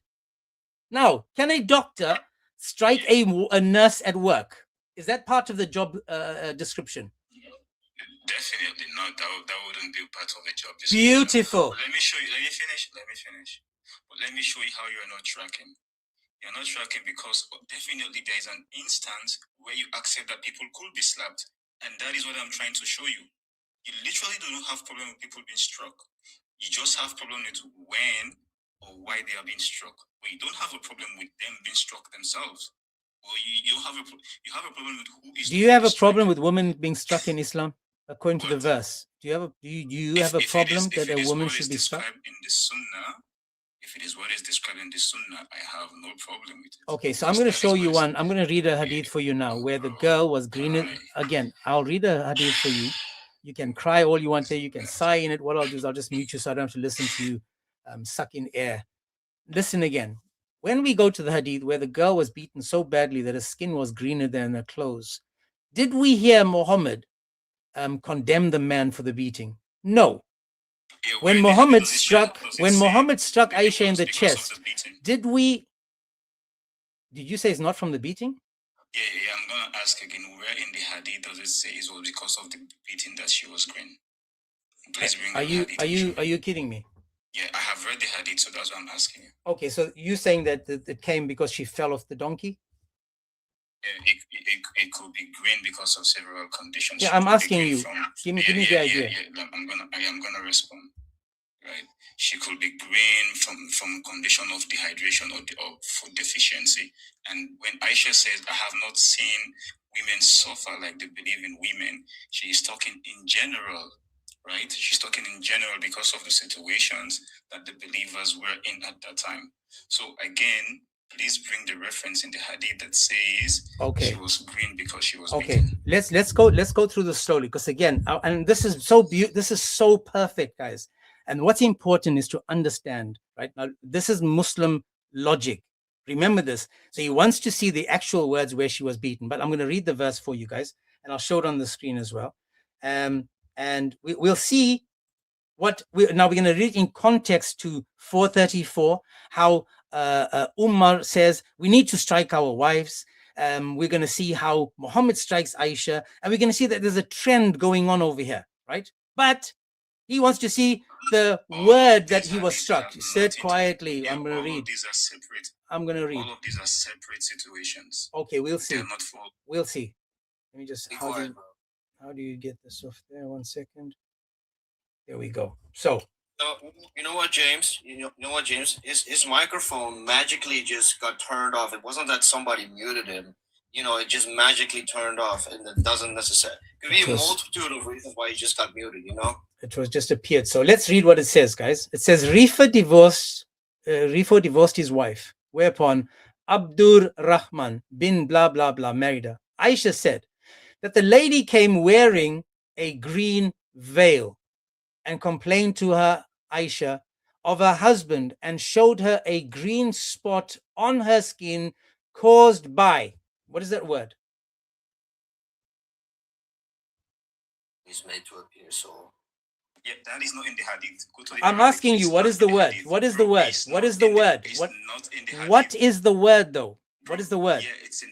Yeah, beaten, but it's not Beautiful. In the So it was. it's not in the hadith, bro. We're getting there. Take a chill pill, chill pill, bro. You in a religion where you're making excuses. I'm reading. Is it in the hadith? I'm reading the hadith, but slow down. You're in a religion where you're defending how you're allowed to strike your wife, but it's okay. You confirmed that the only thing that's not allowed in Islam, the only thing under normal circumstances that's not allowed in Islam was eating pork. You confirmed you can strike your wife. You confirmed you can marry and penetrate a child. And you confirmed you can own slaves. You confirmed that when you said the only thing that goes against under normal circumstances was eating pork. You said that. It goes on and says it was a habit of the ladies to support each. I'm trying to. I'm trying to. Let me. I'm trying to. Don't panic, bro. Don't panic. It was the habit of the ladies to support each other. So when Allah's apostle came, Aisha said, I have not seen any woman suffering as much as the believing woman. Look, her skin is greener than her clothes. According to you, if it's not in the hadith, according to you, what is the reason for her clothes, for her being greener than her clothes? Bro, you just had me mention, right? When Aisha said this statement, it was because of the situation that the Muslims were in general. And of course, green skin is not, it could be caused by the exposure that they had to sunlight. It could be caused by deficiency in nutrition. Can I ask you this? Did Rob? Let me finish. Let me finish. Did Rob Christian add? I just want to know. Did Rob Christian add the word beating? I just want to know. Rob Christian did it. Yeah. Did Rob? Screen, man. Yeah, that is not in the Arabic. Okay, but I'm asking you. Did Rob Christian write it in there so that Muslims like you can understand it in context? Yeah, it doesn't necessarily need to be that. Okay. No, it's not Rob Christian. So I'm asking you then. I asked you, is it in the hadith? You haven't shown me that it's in the hadith. That's not my. I'm going to show you others. I'm going to take you on we're going to go on a journey. Well, I'm reading it, isn't it? But it's not in the hadith. Okay, is this the hadith that I'm reading right now? Yeah, but what you've read is not in the hadith itself. If you go to the Arabic, it's not okay, there. So read it for me in Arabic and tell me. First, tell me, what is, according to you, how did they get the green skin? According to you, how is the skin made green? Yeah, it's not in the hadith. That's what I'm telling you. So there's no explanation as to why the skin is green, correct? Yeah, it could be for various reasons. Beautiful. Your skin can turn green. Someone who has a fair skin, their skin can turn green for various reasons. There's no such thing, bro. So, so if you have fair skin, your skin can go green. Wait, hold on. I have a question there. So did Muhammad have sunscreen since his skin didn't turn green? And yeah, because he was the whitest. He was the whitest of all the people. I mean, he was whiter than anyone, right? According to Islam, he was like the one with the whitest skin. You should be the first one to turn green, bro. I didn't know sunlight turns you into the Hulk. I didn't know that, bro. What are you doing? Bro, You can't make this up. So we just, again, notice, I'm just showing you guys what it says. It says, how does any of you beat his wife as he beats his stallion, and then he embraces her and sleeps with her? And Hisham said, as he beats his slave. Now, this is another. This is one. I'll show you another one where Abu Bakr,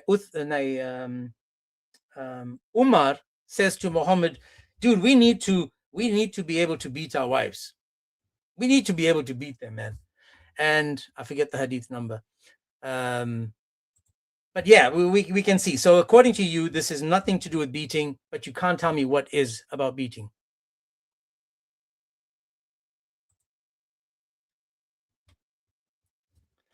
I went to the Prophet and grant him peace when a shepherd driven a lamp, and then blah, blah, blah.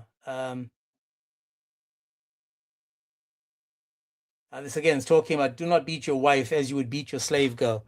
So you see, all of these hadiths are confirming that you can beat your wife, but just don't beat them like the slave girl. Don't beat them like the camel. Don't beat them like the horse. Now we're going to go to the Quran, and now we're going to find out that you can beat them, but just don't beat them too badly. Just, So again, this is the confusion when it comes to this religion. You have Muslims making excuses for Muhammad and for Islam, saying, yes, but. It's like, no, you can beat them, but just don't leave a mark.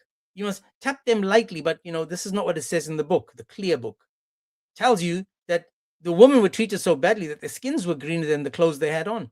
But that's okay, because pork is bad, but striking your wife is good. Don't own slaves. You can own slaves, but just don't eat pork, because that's bad. So when we get back to the topic, people, this is where it gets interesting for all the Muslims. Is the topic itself cooks Islam, because the topic itself, as this guy Mufasa said, the only thing under normal circumstances that is not allowed is eating pork. Wait, Jim. Bro, Mufasa, get off ChatGPT, bro. We're not gonna take you seriously. I'm not on ChatGPT. Yeah, bro, you're on Google AI at the top. Yeah, this is no. Oh my goodness. This is not Google AI, bro. Oh my goodness, bro. So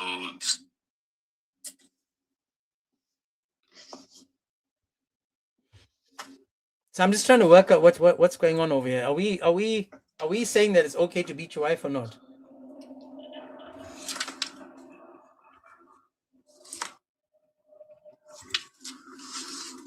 Okay, you guys are gonna give me the big screen because you don't want me to show you what I have. No, we're not. No, we're not. No, yeah, because you have an agenda. That's why.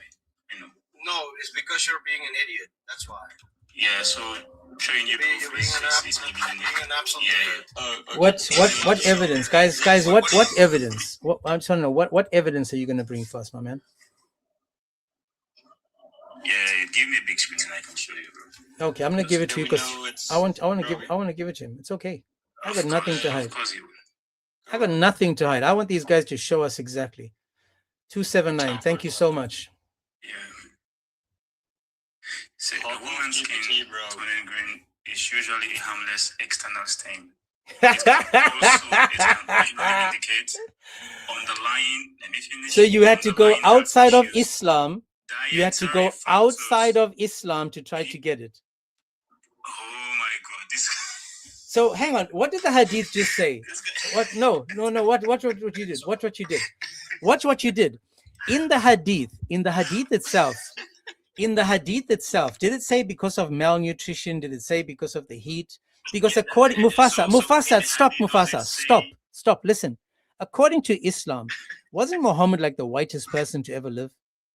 Wasn't his cheeks white, his legs white, his arms white, his chest white, his backside white, armpits white, stomach white? Was Muhammad also green? I'm just curious. Was Muhammad also green? That's not insulting, my man. I'm saying if Muhammad was that white, I'm not. Listen again, because you don't think you stop talking. You'll hear what I'm saying. You're not smart enough to do both. Listen again. If Muhammad was that white, why isn't he also green? That's what I'm asking you, but you're too stupid to hear what I'm saying. You're too busy trying to answer. Now I'm going to show you another hadith. Watch this again. Again, according to you guys. That's a skin condition, man. You got that Michael Jackson skin condition. That's why, bro. That's why he's so white, bro. So watch this now. Again, this is Sahih. It says, do not beat Allah's bondwoman. When Umar, be pleased, came to the messenger of Allah and complained, saying, these women have become daring towards their husbands. What did Muhammad do? Did he say, no, love them? He gave permission to do what to them? Say it. Read it for me, please. What's your Mufasa? What was the men allowed to do to the woman? Who gave them permission to strike the woman? Okay, he's basically using ChatGPT again. I'll read it for you guys. He gave permission to beat them. Who? The wives. Then many of the women went to the family of the messenger of Allah complaining of their husbands. Now notice, remember the hadith I just read, where the skin was greener. She said it was the habit of the woman to complain about their husbands.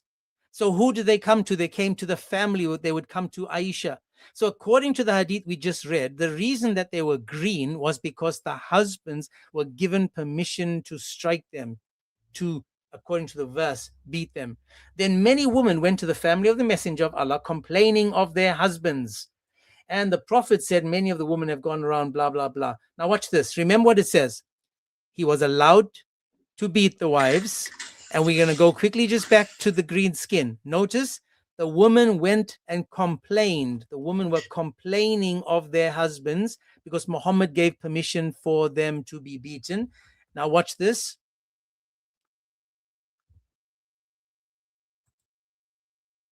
Let's just go back to this other one when it's ready. Okay. And then it says, it was a habit. It said, it says, Aisha said that the lady came wearing a green veil and complained to her. So the other hadith says that it was a habit of them to come to them to complain about them. And over here we see that Umar said that Muhammad needs to allow them to beat their wives. So now they strike their wives. They go to the family of Muhammad complaining. Why? Not because they were suffering from malnutrition or they fell off the donkey or the horse or the camel. It's because of the beating they were given by their husbands. Now, it's funny how I'm able to read in context, but a Muslim sees the same thing and says, no, she had a sickness. Yeah, can I respond to this? Sure you can. Yeah, so these two hadiths are speaking about very two different contexts. When the lady went to the messenger of Allah, to the messenger of Allah, and then reported the issue to Aisha, what did the lady go there for, James? What did she go to do? The other hadith. Don't ask me, explain, please, because when I speak, then I want to tell. Okay, then you're asking me to tell you. Yeah, sure. Yes, she went there. She didn't complain about being beaten. What she complained about was divorce. She wanted to divorce her husband. She never mentioned that she was being beaten or any of these things. Did Aisha see that the girl was green? Let me finish. She said she wants to divorce her husband, not because she was being beaten, but because the husband was what? Was not satisfying her and he is impotent. That was the reason she gave. So these two hadiths are very two different hadiths. How did she become green? How did she become green? It's not stated in the hadith. Beautiful. So watch now. But watch. But Aisha said that the woman used to come to her, correct? What? It says over here, Aisha said that the lady came wearing a veil. Now, according to them over here, it was the habit of the ladies. Listen again. It was again. I can read. I'm going to read for you. It was the habit of the ladies to support each other. So what were they supporting each other in? In going against the husbands? To support each other in anything. Okay, beautiful. So now they're supporting each other in anything. Slow down. In anything. Watch this. Over here, the women came to complaining about their husbands. Why did they come complaining about their husbands? Because their husbands were being because their husbands were beating them. Who allowed them? Who allowed them to be beaten? Who allowed them to be beaten? Yeah, of course, the messenger gave the MashaAllah. So now again, is this showing love, compassion? Is this showing you how to treat women in Islam? Let me finish. Can I respond? And when we look at the response of the Prophet when they came to report this issue, what did he say? He says these husbands are not the best of the husband, or are not the best of men. This is Did what he the say prophet that said. you're not allowed to strike your woman? But he cannot say that, bro. So exactly, because he just gave them permission. He just gave, again, no. He just gave them permission to strike their woman, so he can't go against what he just said.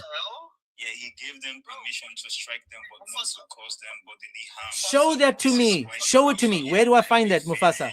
Mufasa, show me where it says, do not leave bodily harm. Yeah, bro, it's one of the hadith that is reported. So it's a different hadith, correct? So you're taking me to a different hadith, right? Yeah, you said where it says. So you are so when I show you the hadith about the green skin and the green clothes, you say it's not in that hadith. I take you to another one. Now you're going to take me to another hadith. Notice how I'm going to ask you one more time. According to my question, are you allowed in Islam to strike your wife? Yes, of course. MashaAllah. You're allowed. Thank you. That's enough. Sorry, Damo. Yeah. So Striking your wife harmful. I don't know how many times I have to say that, but I already said it. Is striking your wife harmful? What? Is striking your wife harmful? Not in all scenarios, no. Not based on what the hadith. Scenario in which striking your wife is not harmful. Yes, one in which that the pain receptors are not activated, right? For example, if I take let's say, yes, you have pain receptors, and there has to be a threshold. There has to be a threshold. What about the mental state? Let me Yeah, what about the mental state? I understand that. I understand. Hang on, Daiwa. We have to understand that there's not just the physical, there's also the mental state to the woman. Everybody's mental state is different. So again, when you are humiliating, subjugating a woman to physical violence, are you also destroying her mental abilities, her peace of mind? Not necessarily, because everybody has a different state of mental state, right? Different mental states. So, for example, let me finish. Okay. In a society that allows for this, they wouldn't see it as such, because this is what is the norm. They wouldn't see it as such. Now, when you speak of another society where this is not allowed for example, what we have in secularism, they will then have a different subjective mind state of mind, but that doesn't necessarily mean that it's harmful, because this becomes subjective.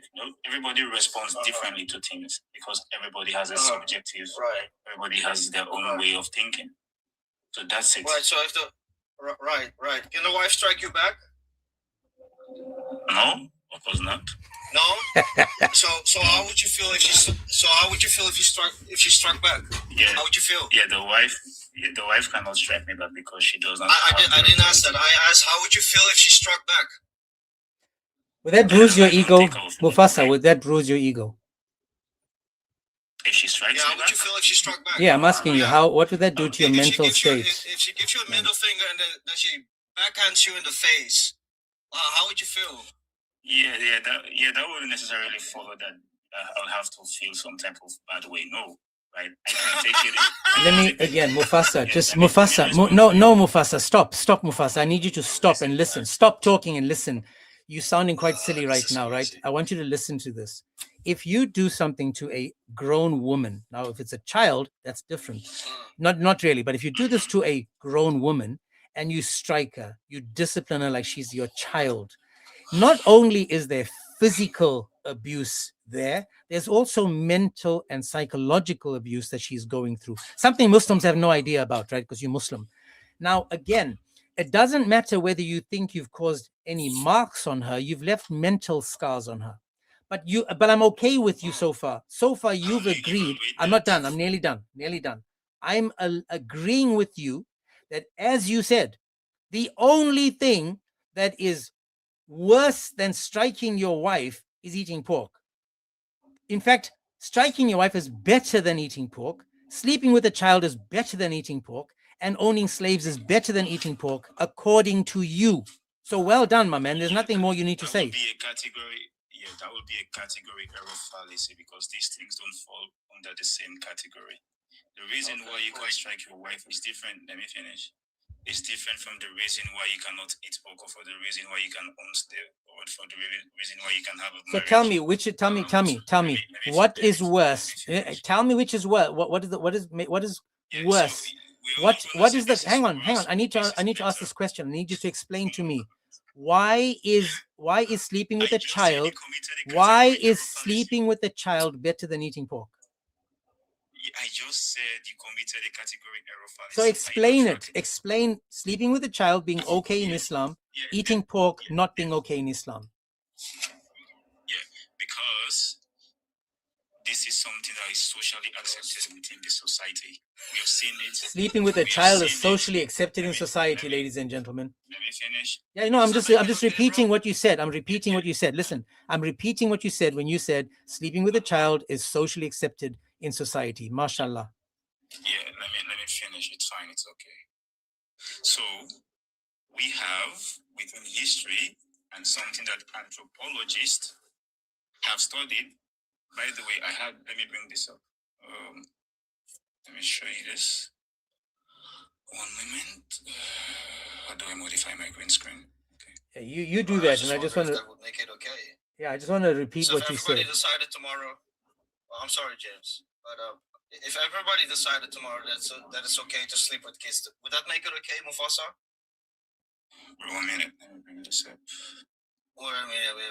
Bro, would that make it okay? If everybody decided tomorrow that it's okay to sleep with the kids, would that make it okay? And let's do it like this. If the world got together and the world said we can choose two things, one of two things.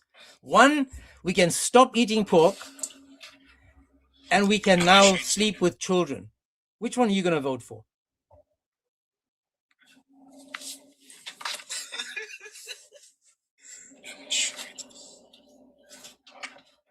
I just want everyone to notice what's just going on here. The guy is literally finding us evidence for how to sleep or why it's okay, permissible. It's not a problem in Islam.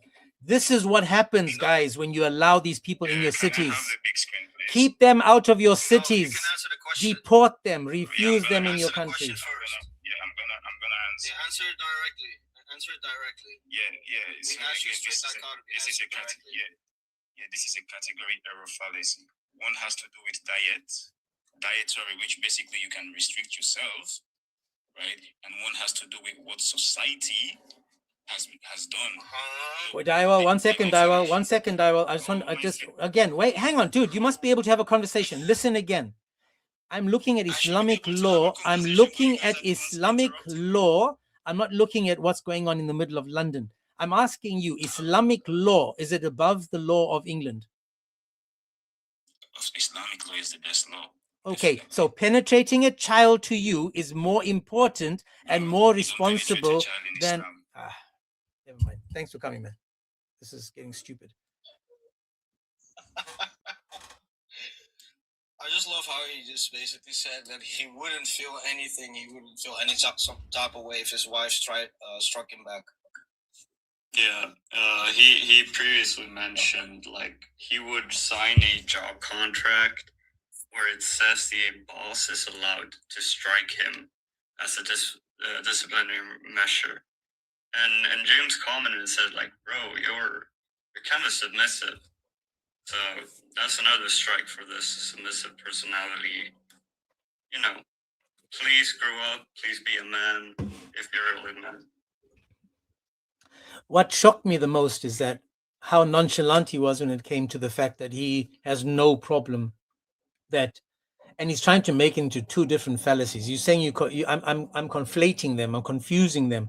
But if you tell me that you've got no problem with a grown man sleeping with a child, but you have a problem with pork, I want you banned from the city you in, the country you in, the continent you in. I want you to go back to the 1400 years, back to the desert, find yourself a sand hump, a sand dune, and hump it. Because I swear it's shocking that these people are the ones.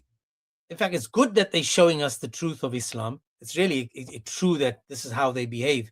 But what we need to understand is that the sickness that he is not ashamed of, the sickness that's in his heart and his head, is coming from the God of Islam. This is coming from the Quran, that he's saying, I've got no problem with A, B, and C, but please don't ever serve me pork. Don't serve me pork, because that would upset Allah. That would upset Allah. Penetrating a child, no, he's good with that because Muhammad did it. We good. Owning slaves, that's good. Muhammad was doing it as well. We good with that. Striking your wife, come on, man. Muhammad did that too. We good with this. But man, don't you dare give me pork, because that's where I draw the line. Can't make this up, people. That's where Muslims draw the line. Bro, this man really tried to argue that sunlight will give you green skin. And he thinks I'm joking. I'm not even joking. I'm going to tell you guys about Muhammad being white, right? No, I know you're not joking. It's just laughable. Just the level of stupidity and depravity that these guys are willing to stoop down to in order for them to defend their disgusting religion. So let me give you guys a quick list of these. Now pay attention, everybody. If it was so true that the people were becoming green because of whether it's the sun, whether it's, riding the camel and getting green between your legs or on your back or your bum or something. Watch this. Sahih Bukhari 3566. He had the whitest legs, so his legs were white, right? It says, as if I was looking at the whiteness of his legs. Sahih Muslim 1365c. I could see the whiteness of the legs of the apostle. In Sahih Bukhari 371 and Sahih Muslim 1365, it says, he, Muhammad, uncovered his thigh and I saw the whiteness of the thigh of the Prophet. Sahih Muslim 503a says that I was catching a glimpse of the whiteness of his shanks. Muhammad's shanks were white. In Sunan Abu Dawud 3206, it says, I still seem to see the whiteness of the forearms of the Apostle of Allah. What about the armpits? In Sahih Bukhari 6636, 6979, and about 10 others, it says, then Allah's Apostle raised his hands so high that we saw the whiteness of his armpits. Another one says, when the Prophet prayed, he used to separate his arms from his body so widely that we saw the whiteness of his armpits and they were visible. Another one says, at that time, I saw the whiteness of the Prophet's armpits. Another one says, I saw the whiteness of his armpits. And another one says, I saw the whiteness of his armpits and they were visible. Now, in Bukhari 7236, it says, they see the whiteness of his abdomen. So this white prophet, remember, buying and selling black slaves like Mufasa, 2 for the price of 1, Black Friday. Over here, we can see now that the abdomen was white. Again, it says that the whiteness of his belly had been covered with earth. Then what about his face? Let's go to his face. Sunnah Sahih Muslim 582 says that it says, pronouncing the whatever on his right and on his left till I saw the whiteness of his cheek. Again repeated in Sahih Muslim, Sunan Abi Dawud 996 and Sunan Abi Dawud 107, where it says, then gave the salutation to his right hand over his left, so we saw the whiteness of his cheeks. Now, never was this ever said he was green because of food or sun or whatever. Let's continue. Moving on, it says that if you see Muhammad, you will see he had a handsome white face. That's in Sahih Muslim 2340a and 2343a. What about his general appearance? It says over here, he was the white man who was reclining on his arm when someone came looking for him in Sahih Bukhari 63. Another one says, and a white person, that is the Prophet. It goes on and says, and a white person, the Prophet again. Sahih Bukhari 1008. It goes on and says, he was white and his beard was black with some white hair. So again, other hadiths are saying that he was of medium height amongst the people, neither tall nor short. He had a rosy color, neither absolutely white nor deep brown. And it goes on talking about him being. So this white dude, Muhammad, was never once said to be, oh, he was in the sun, so he was slightly green because he was rubbing off on the donkey or flying on whatever. Never once. Never once. So again, this is a perfect example of how this white dude was buying and selling Mufasas, 2 for the price of 1, like Bilal, black people, left shoulders. And this guy is saying, oh, the reason why the woman's skin was green is because of something that he found on ChatGPT or AI, Google AI. But what's interesting for all of us to understand is that according to Mufasa, he draws the line at eating pork. That's where he draws the line. Sleeping with a child, my prophet did it, so it has to be halal. It has to be okay. Is there any other Muslim that agrees or disagrees with Mufasa?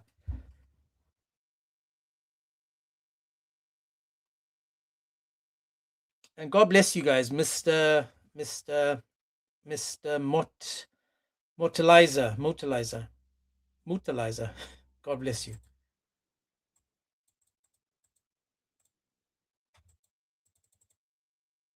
I was gonna mention this while Mufasa was here. I'll just take big screen. 2 minutes.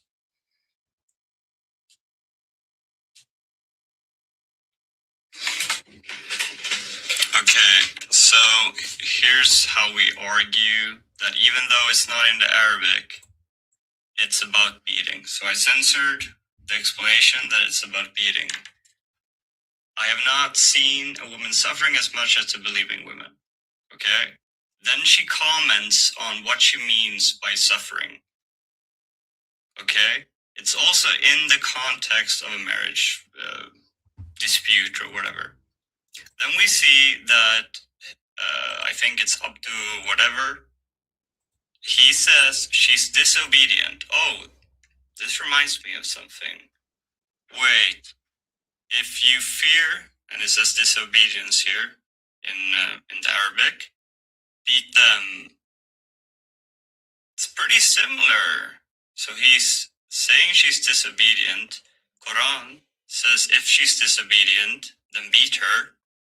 And then we see a woman suffering and complaining about what this Abdur thing did. There we go. It's pretty obvious. If Mufasa can give me a more likely, more parsimonious explanation than the contextual inference that I drew here, you're welcome. And your argument is it's a skin condition, so it has to be more likely from the context than this.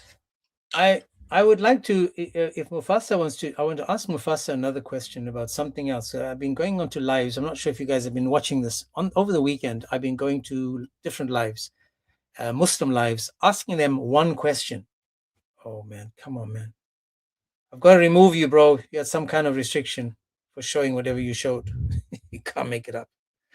I just want to see if Mufasa can handle this. I'm not sure if he's there. It's funny, I've been going to Muslim lives asking this one question, just this one question, and Muslims have not been willing to engage in this one question. I'm in shock about that, though. Why would this one question cause such a lot of problems for Muslims? Not sure if he's still there. Mufasa, if you're there, just request again. I would like to ask you the question I've been asking the Muslims, and I want to find out why this is becoming a problem for Muslims to answer. It's like as soon as they see what the Quran actually says, that's right, dude. If there's a Muslim that wants to come up, I want to just, we don't have to address this topic. I'm just waiting for one Muslim to finish reading a verse for me. Just one Muslim to read an entire verse with me. That's all I'm asking. Sorry, let me just see. Just one Muslim that is able to read a verse with me and tell me what the verse actually says.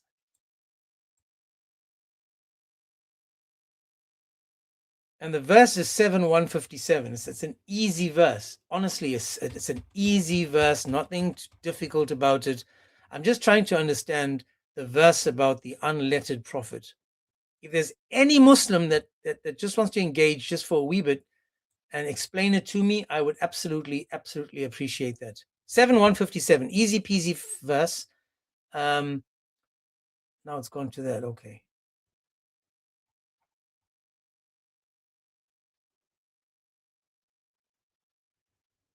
We can always come back to it. But again, let me just go back to the topic. If there's a Muslim that joins that wants to have a side topic, that would be brilliant. But I went through probably 4 different live streams over the weekend. And man, it was hard. Oh, and apologies for yesterday. Yesterday I had to do something. Tomorrow I am traveling. Tomorrow, so I'm going to be away for the whole week. And when I get back,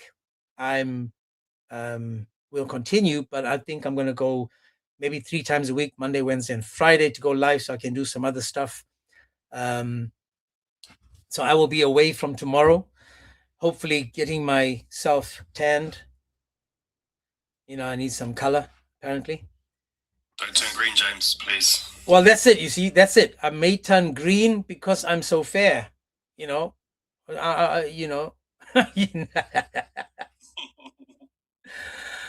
That's right. I got kicked off with a safety boot because of 7:157. I honestly I went to a live stream, asked the guy, can we read it?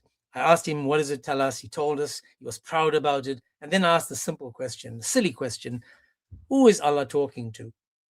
And that's when the guy had to start reading it in context. And he literally said, we don't have to read this verse in context. It speaks for itself. Imagine that. I went to a live and I said to the guy, well, who's Allah speaking to? The guy goes, no. And I said, well, let's read it in context. He goes, nope, we're not going to read it because it doesn't need context. The verse speaks for itself. Kid you not. I think Dude for Christ was there and he heard that, and I had a chuckle about that. The guy refused to read it in context. I had to literally beg him. With that, since we've got probably 70 people there and almost 80 people on YouTube, I want to play another song for you guys, which I made a couple of days ago. Hopefully, if you guys, I just want to get some water. But listen to the song, and it's a court case. In fact, there's 2 songs. One is a court case, the other one while you're in court, and it's on Judgment Day. But listen to the song while I get water.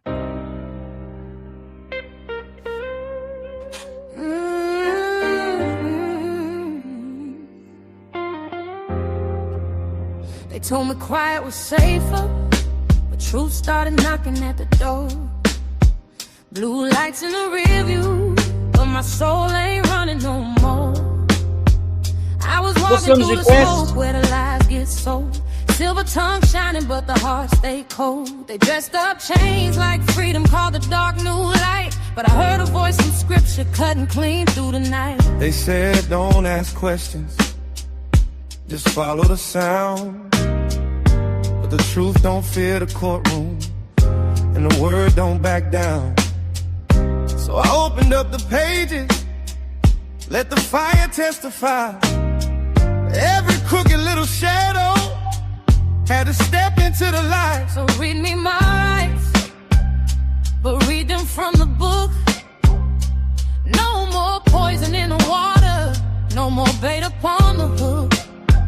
If the world wants my confession, let heaven take the stand. I put my hand on the Bible, not the lies of man.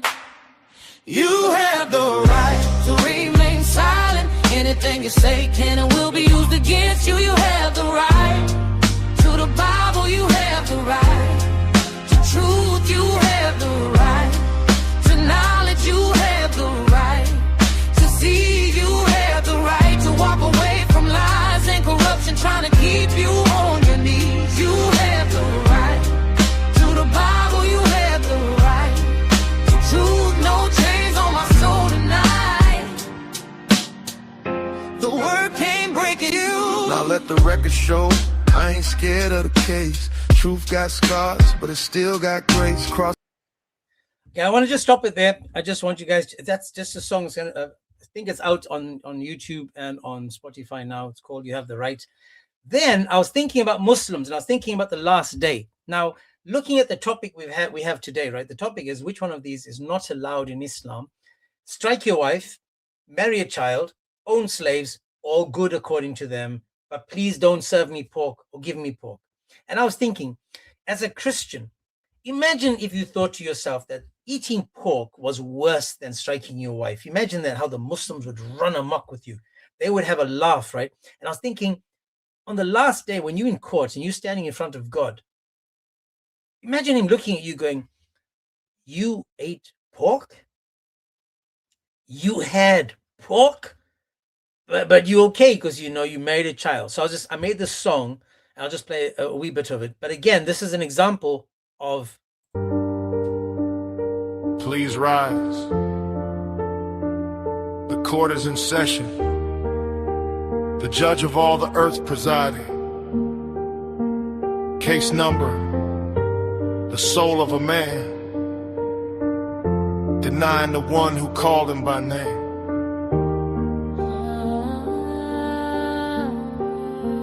Father, forgive me.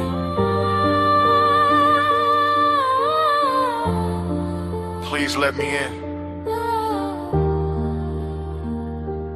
You knew my name, but did you know me?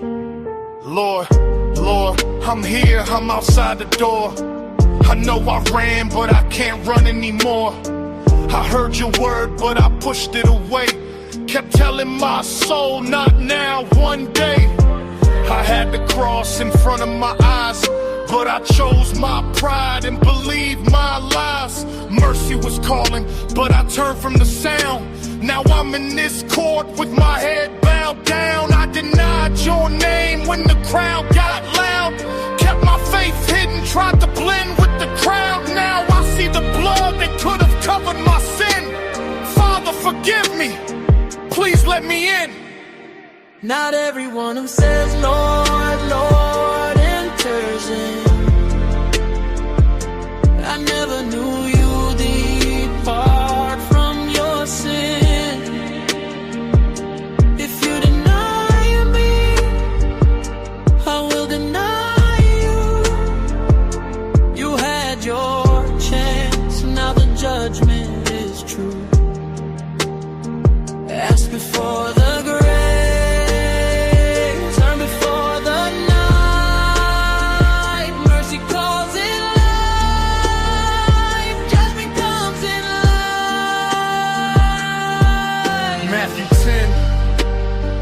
It is read, confess me before men.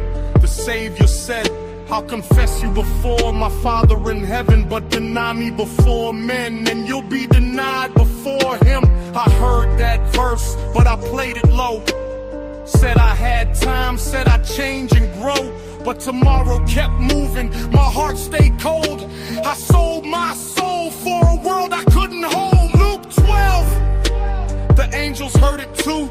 Deny me before men, I'll deny you. 2 Timothy gives the same cry. If we deny him, he will deny. So there's no appeal. The verdict is sealed. No second chance. Truth has been revealed. Father, I'm sorry. I know every tear. But you rejected mercy year after year. I was not far, you would not come. The blood was enough, you denied the Son. Lord, Lord, I'm here.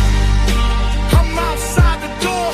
I know I deny you, but I can't deny. When I saw God, Lord, enters in.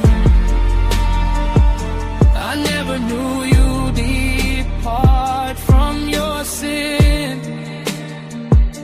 If you deny me, I will deny you. You had... All right, I can't be... come on, man. I'll be playing the song forever. I made two of the same type of song, but they both hit hard. You deny me, and I'll deny you. You deny me, and I will deny you. Now, I made an upbeat part of that song as well, because you can't just have it, people thinking that... it's just a sad song. It's not a sad song. It's actually a brilliant song when you think about it.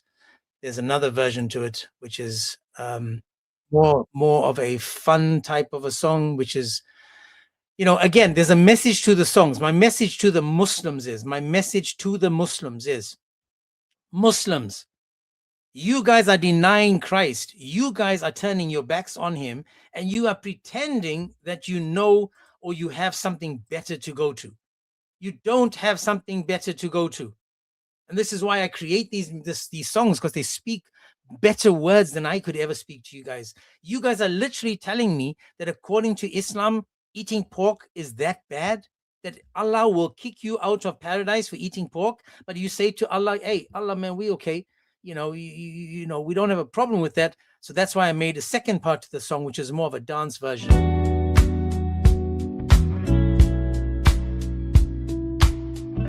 When I say dance, I mean I have a chill dance. Please rise, the court is in session. The judge of all the earth presiding. Case number, the soul of a man. Charge, denying the one who called him by name. Father, forgive me. Please let me in. What are you saying, Father, forgive me? Please let me in when it's too late.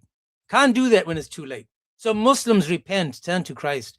Muslims, you can't say to me that you are okay with the topic that I have today. No Muslim can say to me, I have no problem with owning slaves, because the verse 424, as I've said before, tells us clearly that not only in Islam is it talking about owning slaves. In the one verse, it's saying that it's okay. It's okay to be adulterers. It's okay to be fornicator. Bears, what are you saying, man? What's going on over here, Bears? Let me see. Is Bears a Muslim? I sent you an invite, Bears. Not sure what you're saying, man. Yeah, I told him to like write his previous comments with proper grammar, because it's super hard to decipher what he's saying. Yeah. But again, as always, I just want you guys to understand that when we have these topics, it's to show you guys what Islam truly is. What Islam truly is and what it actually stands for. And as always, you know, the Muslims, when they speak, their mouths, they say so much more than what we could ever say. It's funny how when we listen to the Muslim is confirming what we are saying. And it's sad. Okay, yeah, you gotta go down. I'm getting hungry. You want to grab it? Yeah, I've been up since 1 o'clock. Oh gosh, yeah, it's crazy. Okay, I think Malika, maybe you're not sure if you know that, sis, but you just requested. It might have been a what's called a bum call, booty call. Might have been one of those. Yeah, so again, the thing is, when you allow the Muslim to speak, you'll notice that when the Muslim opens his mouth, the Muslim is confirming something that you and I, as everyday people, would condemn. We would condemn this, but they find excuses for them. They would find excuses for them. That is why we do these types of lives, by trying to expose Islam through Islam. It's not me, it's not Allah, it's not Muhammad, it's not, it's the Quran. Given to us by Allah through Muhammad, through Jibreel, who is actually an angel that was elevated to be a spirit that became a man. No worries, sis. It's all good. I know you didn't sleep all night. It might have been that.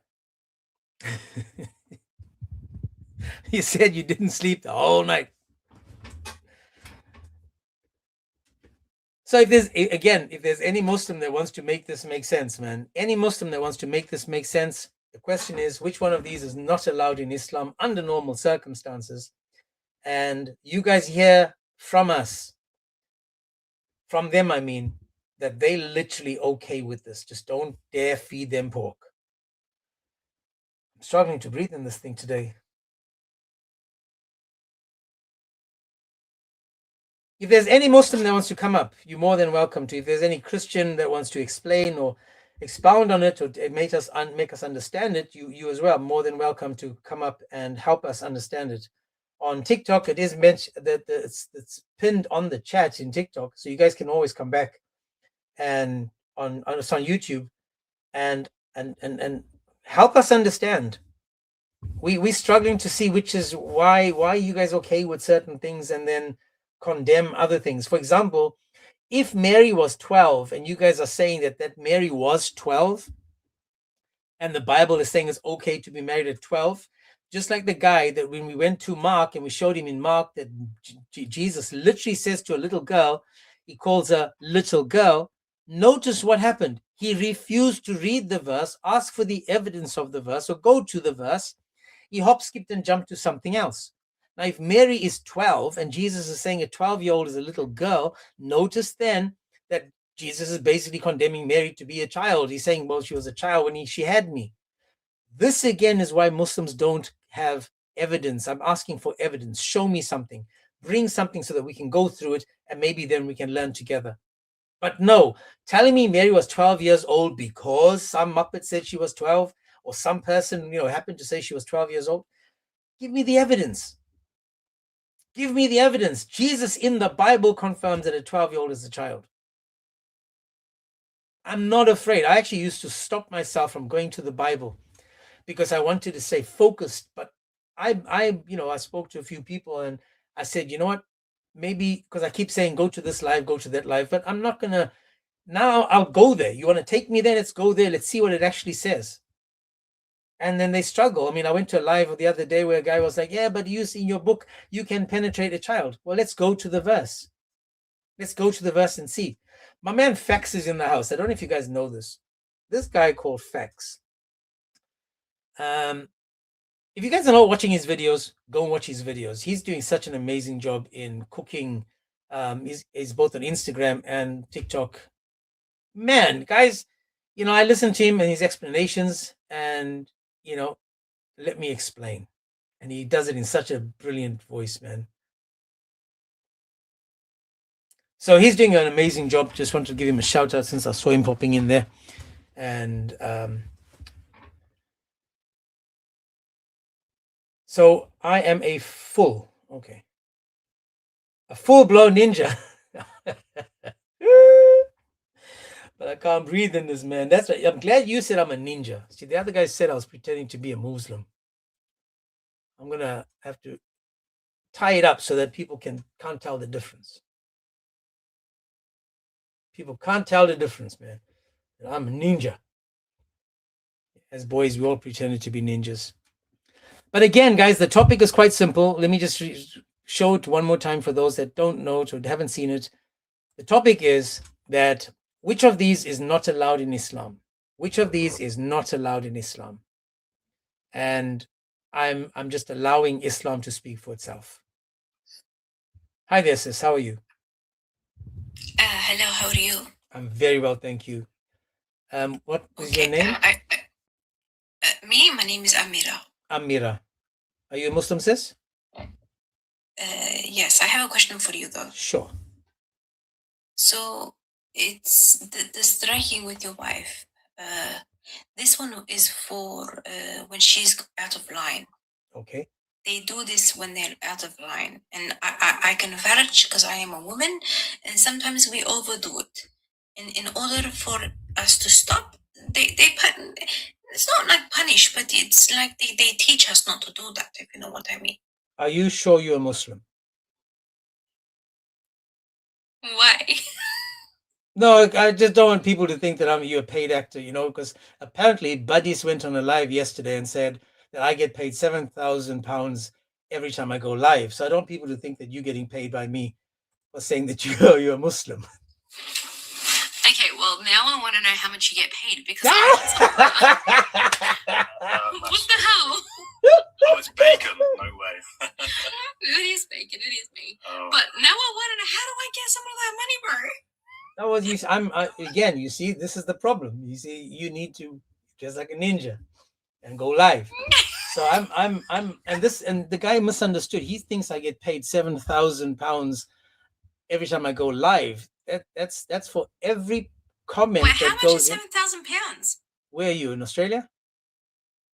Maybe. Okay, you're on that side of the world, so at least 14 around, I think. No, is it 1,400? $1,000. 14,000. 12 to 14, yeah. Yeah, so So that's James, how you doing?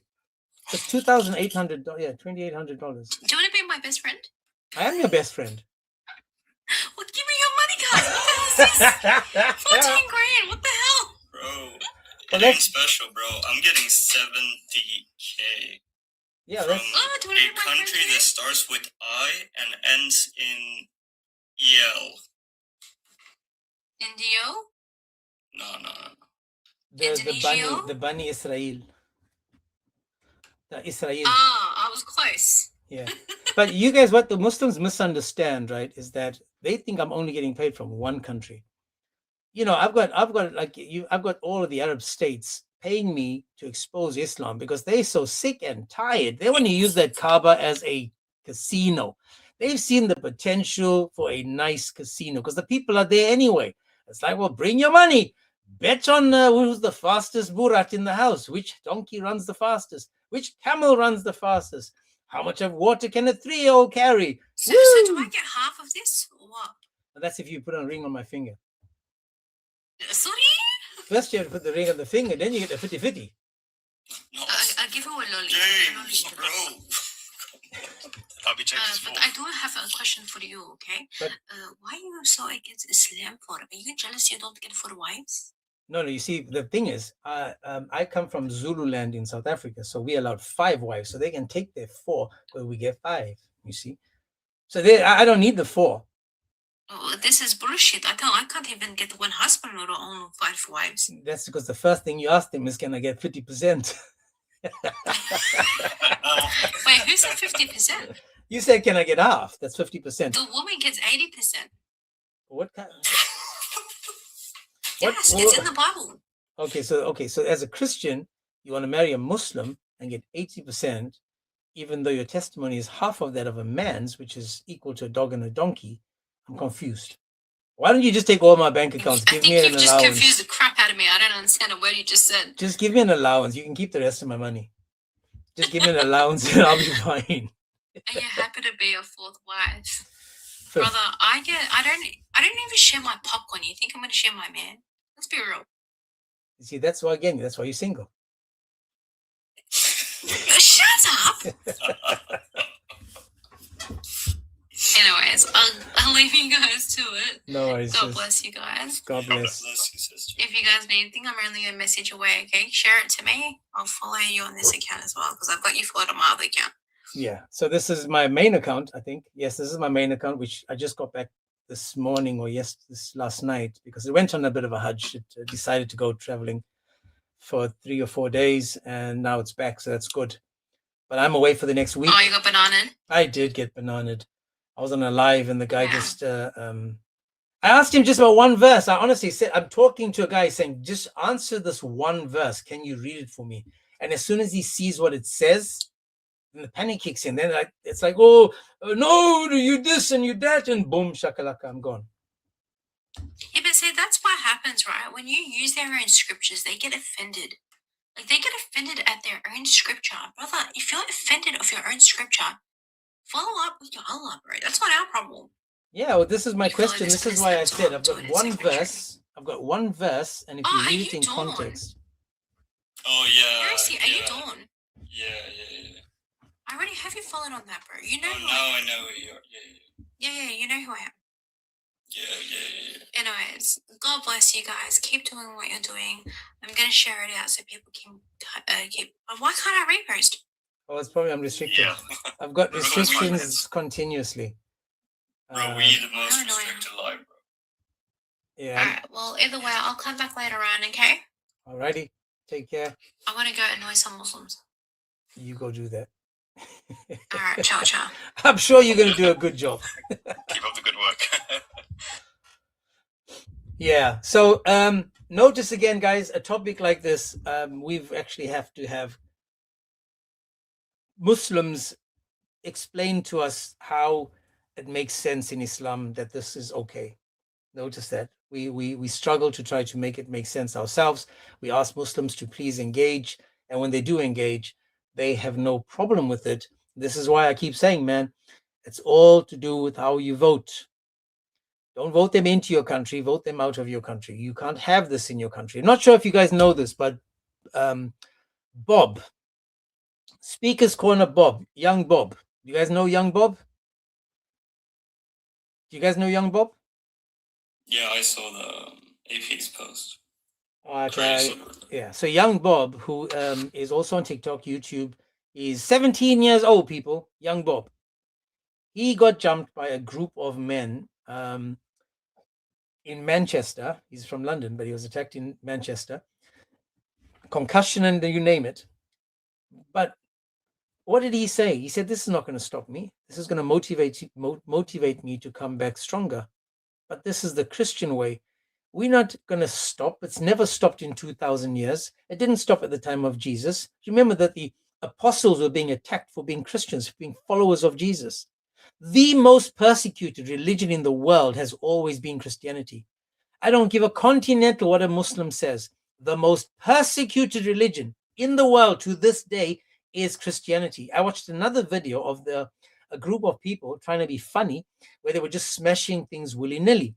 And what they did was they took a figure of either Mary or Jesus, a clay, something of a figure that represented Mary or Jesus, and they smashed that. And after they were done, the guy having the interview said, just tell me your wisdom behind that. Why would you do that? And they go, well, we just, we're crazy and we're Christian and we just, but we didn't think of it in a bad way, blah, blah, blah. So the guy said, well, would you do that to a figure of Muhammad or a figure of a handicapped Allah with his two right hands? He didn't say it like that.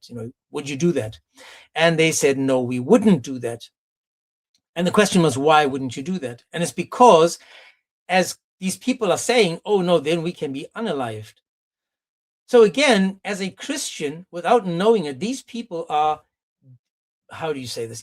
Trying to insult us, trying to mock us, to tease us, to joke about us. And they've been doing this forever. And yet you don't find us putting something around us that says boom shakalaka. You don't see this happening in walk anywhere you go, because we are taught the tolerance. We taught to understand and to let them be, dust your feet and move on. And this has been going on since the time of Jesus, where they've been dusting their feet, moving on, not interested in the drama that goes with it. It's not saying that we are, sub, or we are weaker, or we just, we are rolling over. No, we are choosing the better path. And it's not saying that we wouldn't, dukes it out or, put fists and stuff. But what I'm saying is that we need to choose our battles very wisely. Choose your battles wisely. And not only that, notice that the fear that the Muslims have isn't because of respect, it's fear because of harm. So they're not doing it to Muslims or saying these things to Muslims because they're scared of the repercussions that will follow. It's not doing it because they respect the religion or they respect the Allah or they respect that Muhammad. No, it's the fear of the religion. It's the fear of what may happen. And because of what may happen, they're afraid that this will, fall back on their family. Like most of us that have to cover our faces, it's because these Muslims have made it quite clear that they want to find us and do stuff. Yesterday or day before, the guy was like, give me your address. Tell me where you can find me. So, I jokingly said, this is not a dating site and I'm not interested in dating you, so I don't want to see you. So this is why you've got to be careful and use common sense. But just remember, as Christians, we are always going to be persecuted. But Jesus said, they hated me first. They hated me before they hated you. They persecuted me before they persecuted you. So just be careful, where you are and who you with and how you say things, because these people can turn against you in a heartbeat, because that's just the way they're wired. Now, you can say to me, not all Muslims are, like that, but they have this in their DNA because the Prophet said this. Their Prophet, not the Prophet. Muhammad to me, Mo. These Mohammedans follow this man blindly and would do anything he did. This is why when you're looking at the topic is telling us clearly, according to the topic itself, the guy had no problem with striking his wife. He just wants to explain how to do it. It's like, yeah, come on, man. It's okay. Would you get a job if your boss struck you? Yeah, he said. Yes, I'd take the job, he said. Imagine saying to us, he'll take the job if he knew that part of the job description was that the boss would strike him.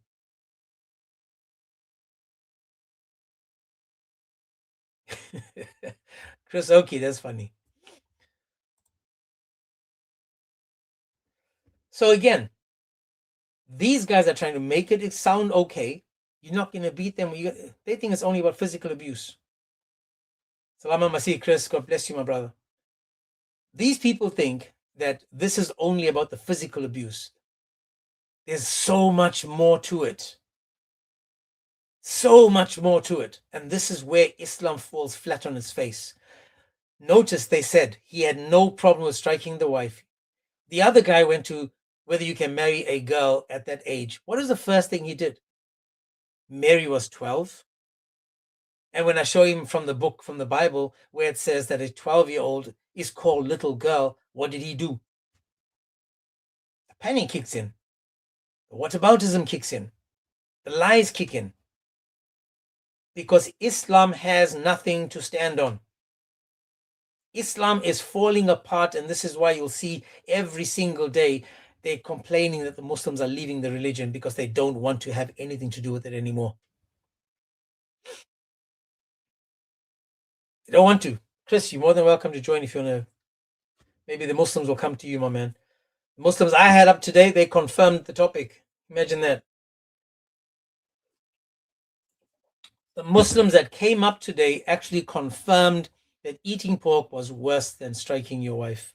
Eating pork worse than owning slaves. Eating pork worse than sleeping with a child. Can't make this up. Can't make this up, man. And this is why I say it, and I'll say it again and again and again. Choose wisely.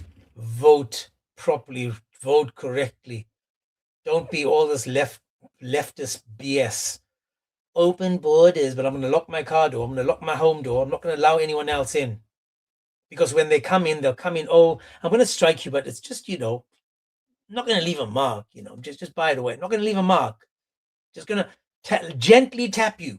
It's going to humiliate you, subjugate you, embarrass you, make you feel worse than you've ever felt. Because it can be, it's more like this. A slap, you forget. But psychological warfare, that stays. That psychological abuse, that torment that you have every day in the home. Now that little tap that you're giving the girl, that's a humiliation. She's never going to forget that. You think she's going to open her heart to you and open anything else to you willingly, lovingly, when she knows that you've signed a contract, and in that contract you know that you are going to be given 434? That's what he said. I will take the job if part of the job description says you can be, the boss can strike you. Can't make this up, people. Can't make it up, man. And this is why we do these topics. That's right. Tommy Robinson. So keep the guy called Young Bob in your prayers. Young Bob that was attacked. I tried to count how many people there were that were attacking him, but they were just doing this hit and run where, like all cowards, they just attack you in one go. Because Young Bob is a tall, big guy, so he was caught off guard, and yeah. So keep him in your prayers. Keep a lot of these people in your prayers that are soldiers out there putting their life on the line and, exposing Islam for what it truly is, which is sick and evil. So it is what it is. That's right. And they also stole his property. I gotta go, James. God bless you. God bless everyone here. And hopefully my other account will come back from the cop. Yeah, I saw that. As soon as you got, I tried to drop you before, but it got you. Yeah. Peace of Christ to everyone. God bless, man. Okay, let's go to the Psalms, and then hopefully a Muslim will join while we're on the Psalms as always, and then we can see how that goes. We're on Psalm 140. Psalm 140, which means we've only got 10 more Psalms, and we've done all of the 150 Psalms together. I decided that that's not going to stop. We're not going to stop there. Once that's done, we then are going to read a chapter a verse from each chapter. We're going to start in Matthew. We're going to go through Matthew 1. We'll read all of Matthew 1. And every day we'll read Matthew 1, Matthew 2, and we'll read it so that we can go through the Bible together. So that you guys are getting your share of Bible, and we can say that we've at least been in the Word before we ended the live, and we can't say, well, we got no idea what's going on in the Bible.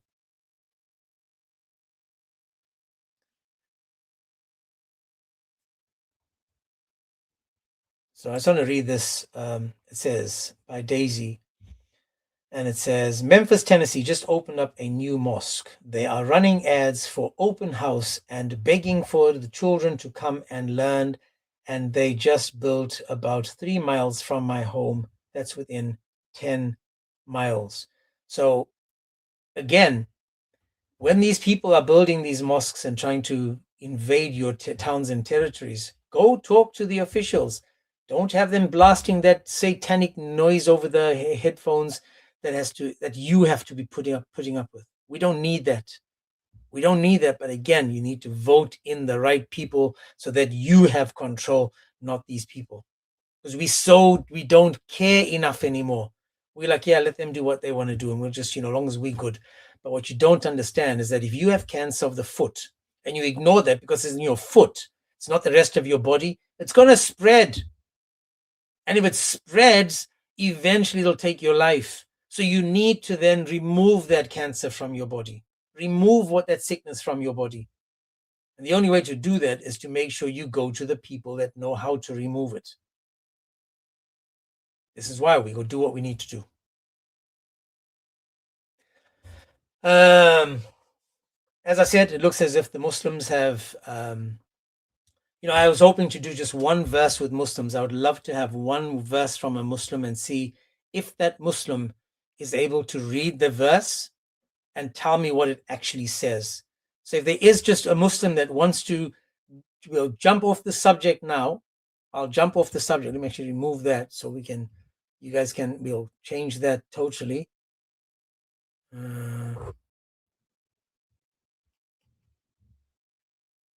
Yeah, so if I can I'll just do that. So what I'll do is I just want to focus on one verse in the Quran, maybe two to read in context, maybe three to get in context. I just need a Muslim. If there's one Muslim that wants to join and read a verse from the Quran with me, and I just help me understand the verse, because again, as I said, I read the Quran, and when it comes to certain verses in the Quran, even though the Quran itself claims that it's a clear book, perfectly detailed, an explanation of all things, we find it's not.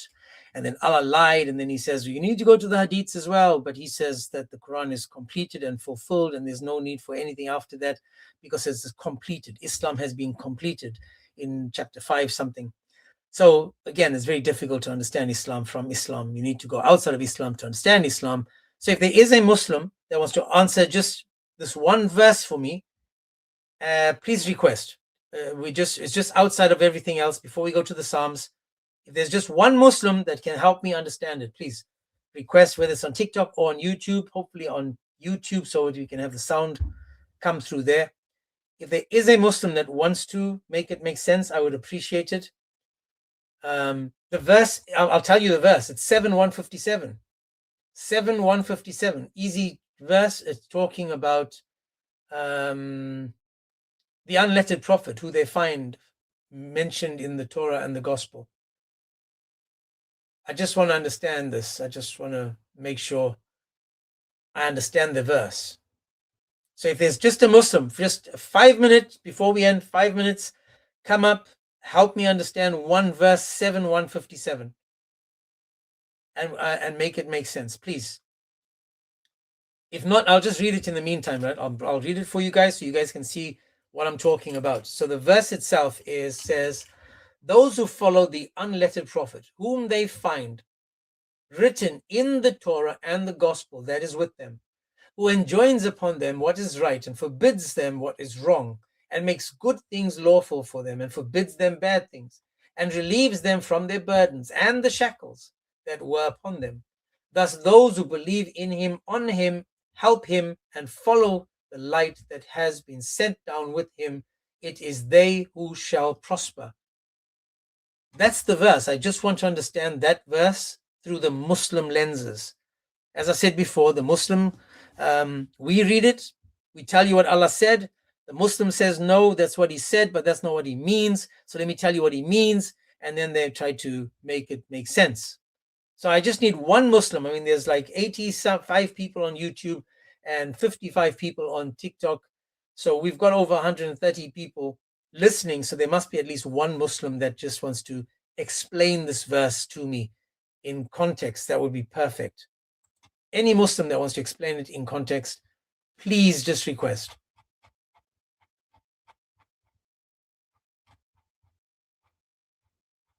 Any Muslim, just one verse or in context, that would be perfect.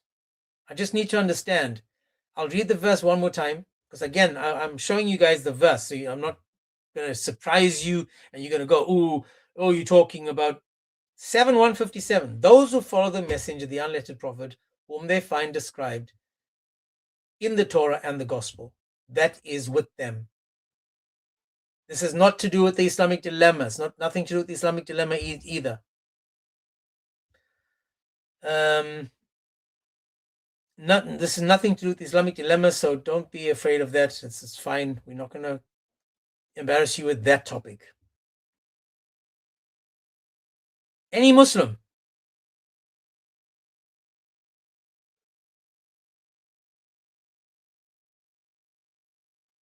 Any Muslim on YouTube or TikTok, just request. And then I can ask you because I need to understand it from the verse itself.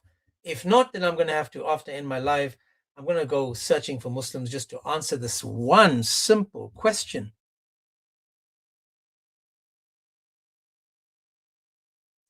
Muhammad was born in 570. Pepma, born in 570, died in 632. I'm just reading comments because they don't want to engage. Don't want to engage.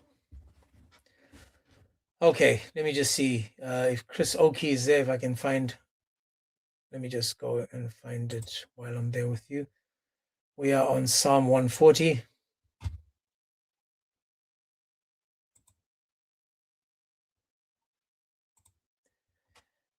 And if there's one Muslim, just one Muslim that can help me understand, man, one Muslim, then that would be brilliant. We're just talking about 7:157. Man, Chris Oki, all your videos are gone. All your videos are gone. Why can't I find them?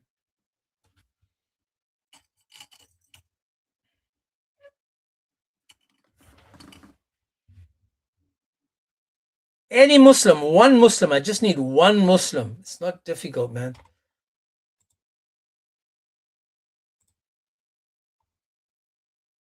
Unbelievable. I can't find any of Chris Oki's. Okay, let me just see that.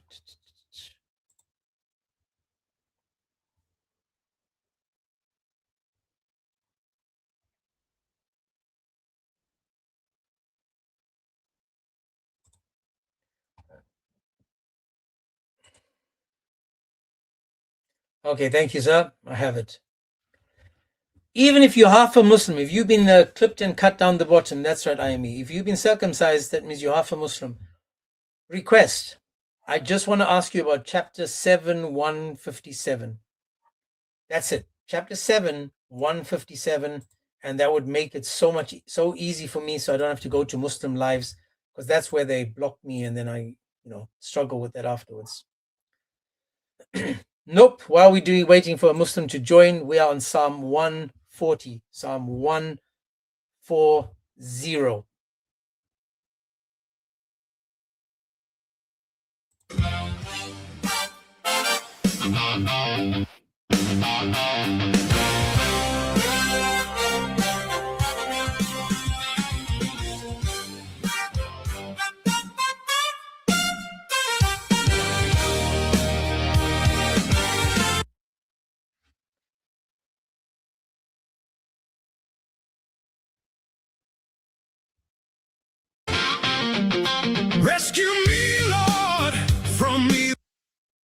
I'll start that again. I apologize.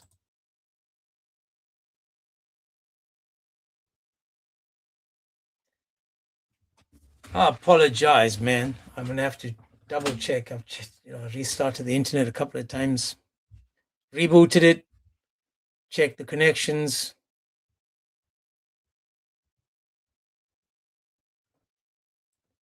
And now it's totally gone.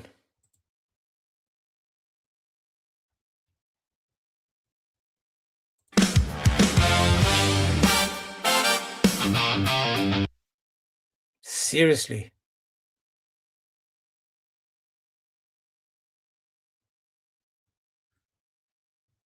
Do you have it on TikTok?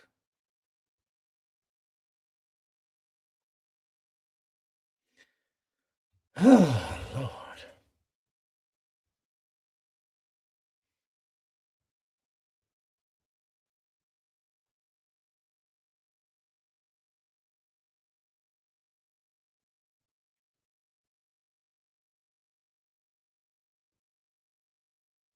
Just one of them days. Seriously? Seriously now.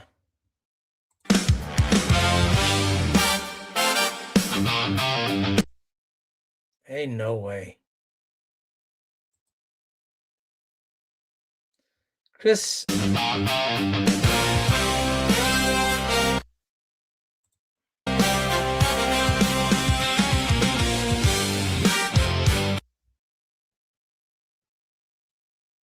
Wow, this is so bad.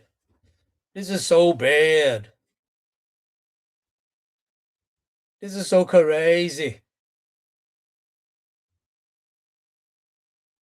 Let me just pause it there. I apologize, guys. I'll just try one more time. If I go there, and Chris has got nothing on his YouTube there. Not sure why. On his TikTok, I mean. So if I went to videos, and I see he's got that, let me see if I can find Psalm 140 on that.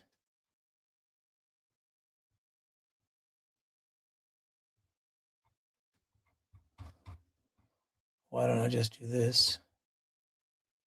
Okay, we found something. Nearly there. Getting closer. 74.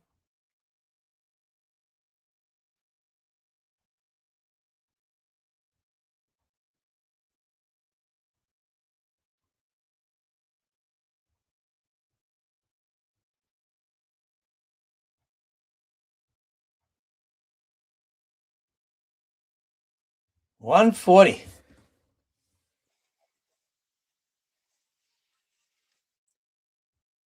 So let me just change this.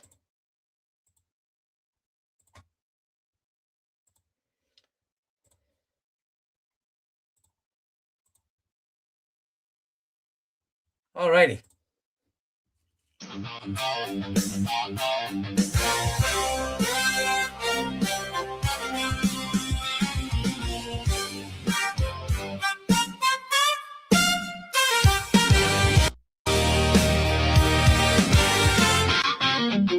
Rescue me, Lord, from evildoers.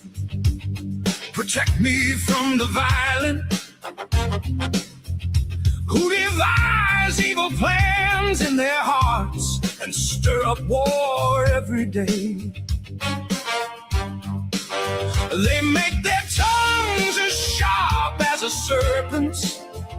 The poison of vipers is on their lips. Keep me safe, Lord, from the hands of the wicked. Protect me from the violent who devise ways to trip my feet.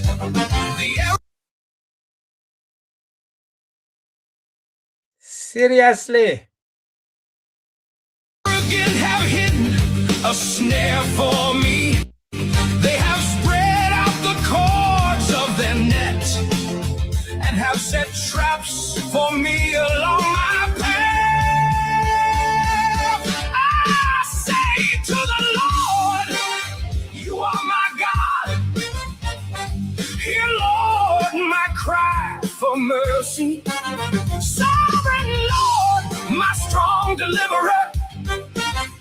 shield my head in the day of battle.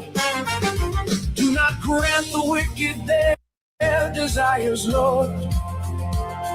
Do not let their plans succeed.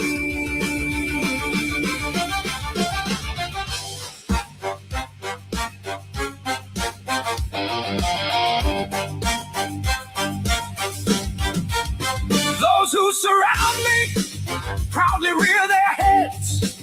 May the mischief of their lips engulf them. May burning coals fall on them. May they be thrown into the fire, into miry pits, never to rise. May slanderers not be established in the land. May disaster hunt down the violent. I know that the Lord secures justice for the poor and upholds the cause of the needy. Surely the righteous will praise your name, and the upright will live in your presence.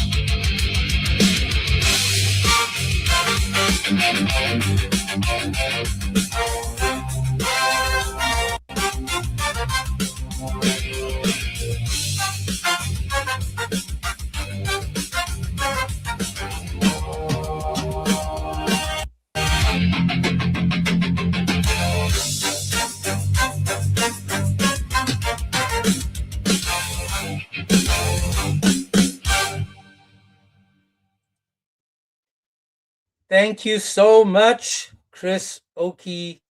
Thank you so much, my man. God bless you. Thank you. Thank you. All righty. So that was today.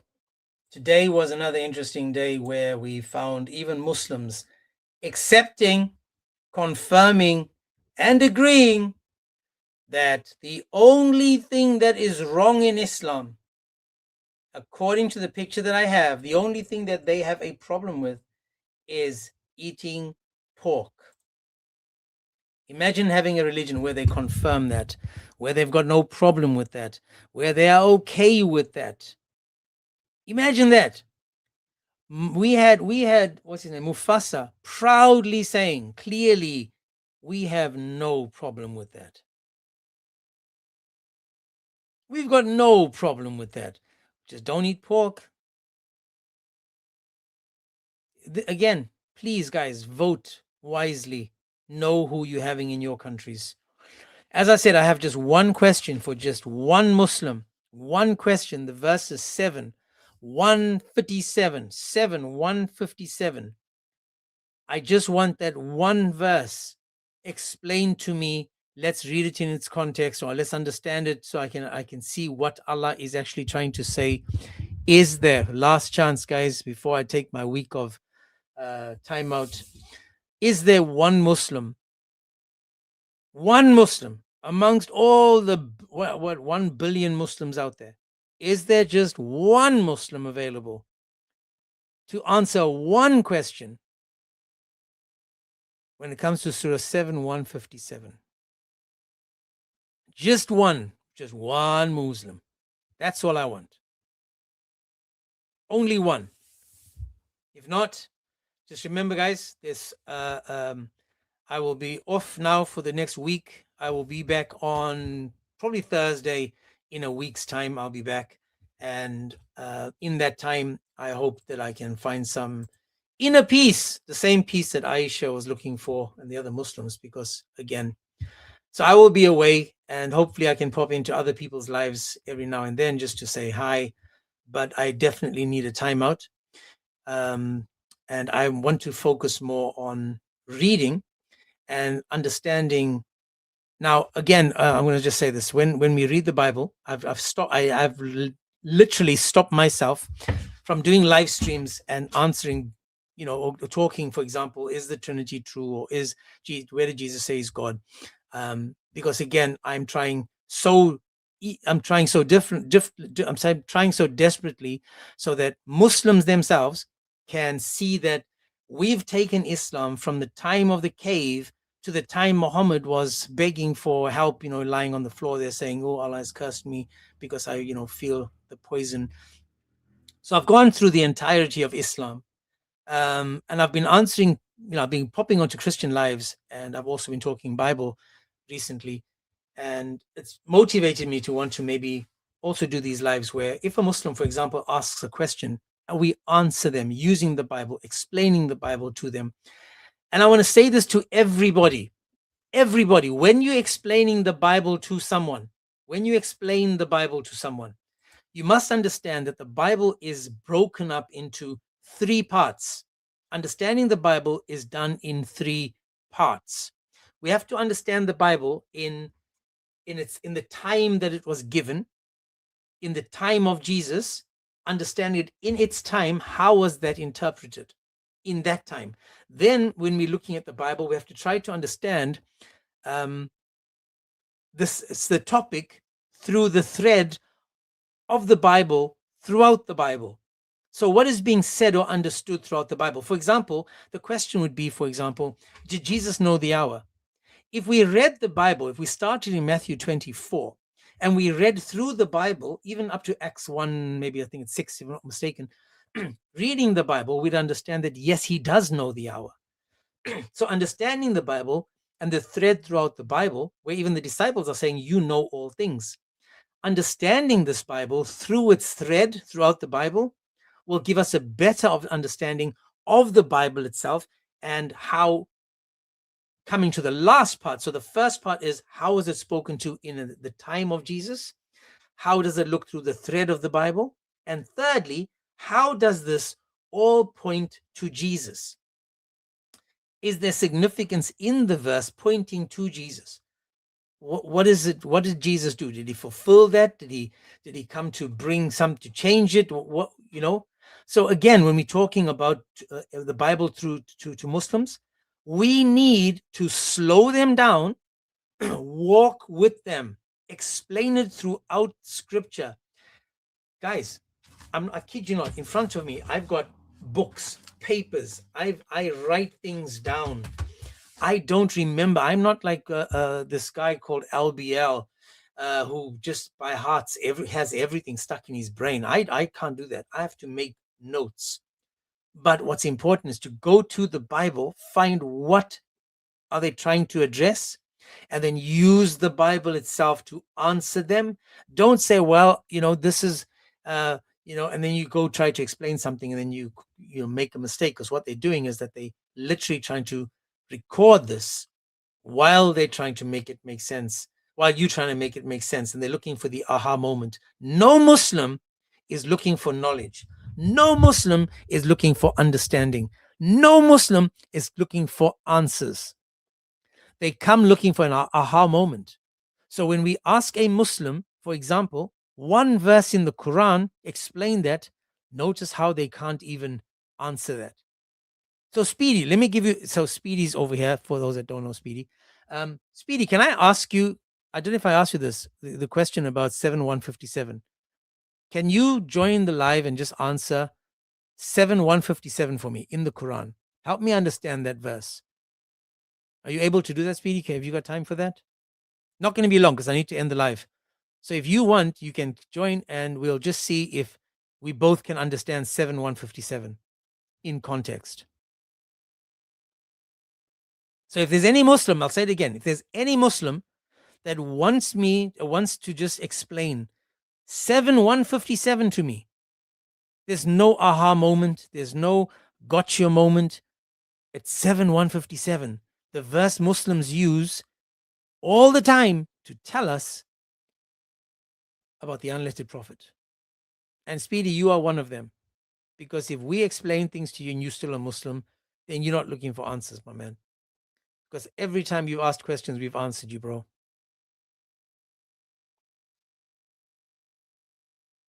Okay, that's not my question, but come up and let's just answer this one question, Speedy. Just if you have time, come up. So he says, we don't believe in the Bible because we can't, Ahmed isn't in it. Then you shouldn't trust your Quran, not the Bible. That means your Quran lied to you, not the Bible. The Bible always existed before the Quran came.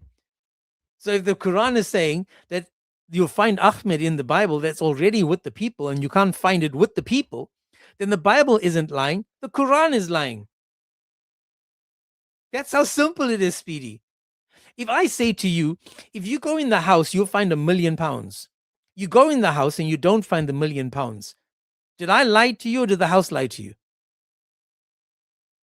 I'm telling you where to go to find the £1 million. Your Quran says, go to the Torah and the Injil. They're specific about it. Go to those books. Then they say, no, not those books.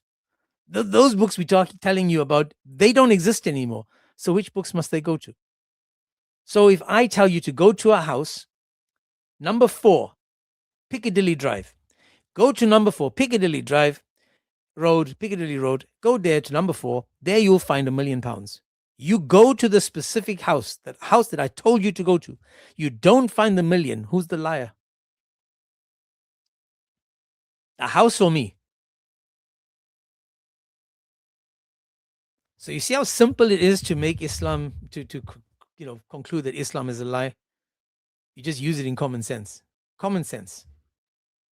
But guys, I just really, if there's one Muslim before I end, because when I'm gone for the next week, hopefully, in fact, maybe later today I can pop on and watch and ask I'll find a Muslim site and I want to ask Muslims. But I thought I'll do it now since there are Muslims that are joining, because I see the Muslims coming in. There's just none requesting. But with that, guys, just remember, we still pray for these people, even though these people hate us, told to fight us, told to not to have respect for us. 929 says that you must treat them with disgrace, you must humiliate them, subjugate them. Just remember, that's their problem, not our problem. They're the ones suffering with hate and pride and ego, like Muhammad, like Allah. But what we are taught is to love your neighbor, to treat them kindly. And this is what we have to do to these people. But, tough love exists. We can be tough while loving them. We don't have to put up with them and their lies and their nonsense. Tough love is also to reprimand and correct people. So tough love is needed talking to these people because they want their religion to be so true that they're blind to facts. That's why I created a song called Facts Over Feelings. Don't know if I play that for you guys. Facts over feelings. The fact is, according to history, Jesus was crucified. That's the fact. Their feelings, according to Islam, is he wasn't crucified. So what do I go with? Facts or feelings? They're saying the Quran came from Allah. That's not a fact because that's not proven. It came from Allah. It can't be proven. We can say we were inspired by God. They say, no, this is the word. And then they tell us, no, what Allah says that none can change his word, but he changes his word, yada, yada, so they don't even trust their own God. So again, each time a Muslim opens his mouth, you just know that he's speaking with a split tongue. He will attack you about Rebecca, knowing it's not in the Bible, but then hiding what Aisha and Muhammad did. They'll tell you Mary was 12 years old, and when you say, let's go to the verse, they'll take you to some guy that came a couple of 1,000 years later saying, well, she was 12, even though the Bible just said that 12-year-old is a child. So again, when you're addressing Muslims, you're trying to understand these Muslims, the problem isn't you. The problem is them. They're trying to take this religion and spoon feed it, in fact, not spoon feed it, force feed it into you and saying you got to accept it because this is what Allah said. This is what Allah did and this is what Allah wants. And we are saying, hell no. We're saying, ain't no way. Thank you so much. Keep it for yourself. Go back 1,400 years. Go find yourself a sand dune and go preach to the camels because we don't want to listen to this. We're not interested in this. And this is where the Muslims struggle because they know that internet has destroyed Islam. Internet has given us the ability to actually read, understand, find the stuff that they said to read. And now that we read it, they go, no, don't read that part. You guys saw earlier, I had a Muslim come on. He's like, yeah, no. You read the Quran. And then I said, well, let's read the tafsir. No, he doesn't take tafsir, but he'll take the Quran. And then he'll take some tafsirs that agree with him, but the others he won't agree with. So the Muslims themselves are fighting themselves. Imagine being a Muslim and the amount of turmoil that you have inside yourself, within yourself, because you have to accept certain things and then reject certain things and then try to make excuses for the things that you have to accept. So you accept that he married a child, but you can't, you got to deny that, but then you try to find a way to make it make sense. It's difficult being a Muslim, people. Difficult being a Muslim. And that's why we have to pray for them. That's why we have to just pray for these people, man. So, as I said, taking a week off, I'll play you guys one more song. I'll let that song complete it about the one about you have the right, because I think that's a fun song, where you have the right to remain silent. You have the right to a Bible. You have a right to truth. You have a right to knowledge. I'm talking to the Muslims now. You have the right to have the Bible. You have a right to the truth. You have the right to turn away from 434, 65.4, 424. If you think that eating pork is worse than striking your wife, if you think that eating pork is worse than penetrating a child, if you think that eating pork is worse than owning slaves, committing adultery, fornication, grape, if you think that eating pork is worse than all of that, shame on you. Shame on you. And this is why, man, you have the right to truth, you have the right to knowledge, and we are here saying, we will give it to you. Muslims request, last time.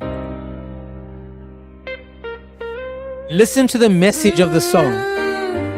Listen to the message of the song. They told me quiet was safer, but truth started knocking at the door.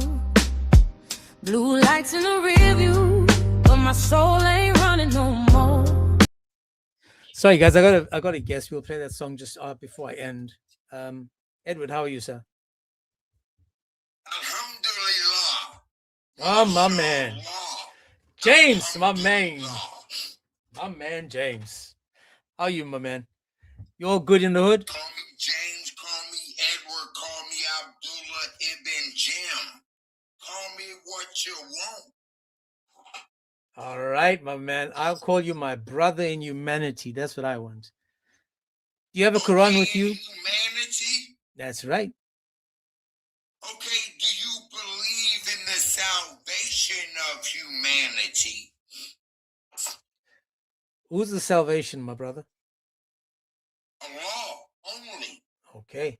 Only Allah. Put our head down. That's right. That's right. You put your head down and you face Allah and you pray to Allah, correct? No, I mean, when your head is the lowest to the ground, that's the highest you can get to Allah. All righty.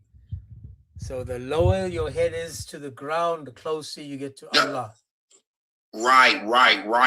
Okay, so Allah's down there then. Okay. So here's my question for you. I'm going to read the Quran and I want to just...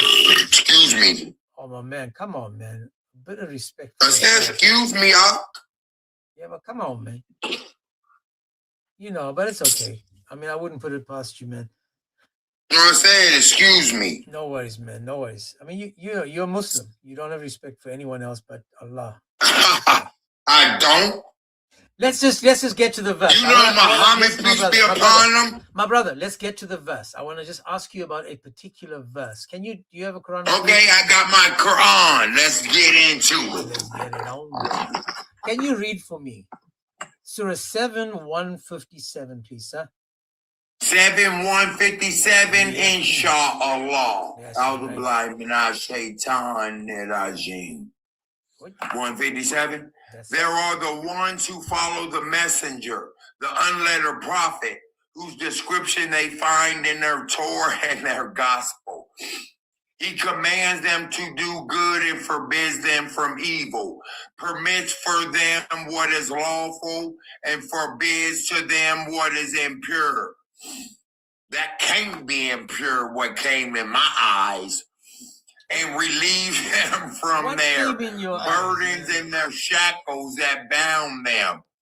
Only those who believe in him, honor and support him, and follow the light sent down to him will be successful. MashaAllah. So my question is, who's speaking? Hey, you know that verse? does away with the Islamic dilemma? Okay, we'll get to that in a minute, my brother. We'll get to that in a minute. Who's speaking in this verse? You know the whole Quran is a law upon what the Allah speaking. The whole Quran. Okay, so Allah is speaking in the verse. Who is Allah talking to in the verse?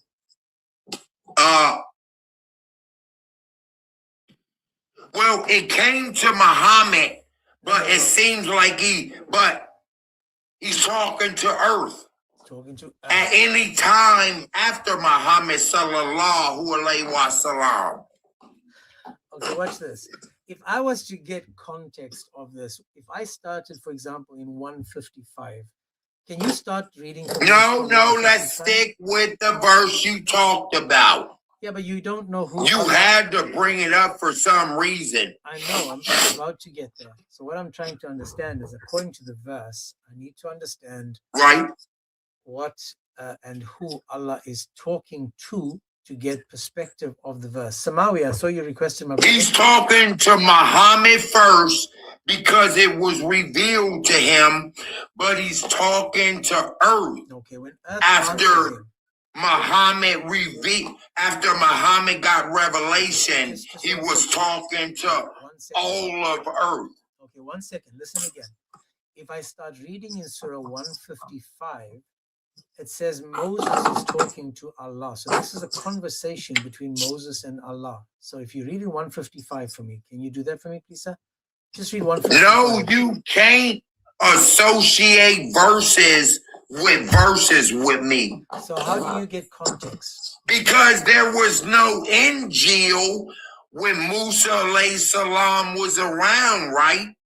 And that verse talks about the Injil. Okay, watch this, my man. If I wanted context to the verse, then I would have to. That's not the context. You know, Allah said there are clear verses. Let me finish. That's a clear verse. Okay, let me finish first, and then you can help me, okay?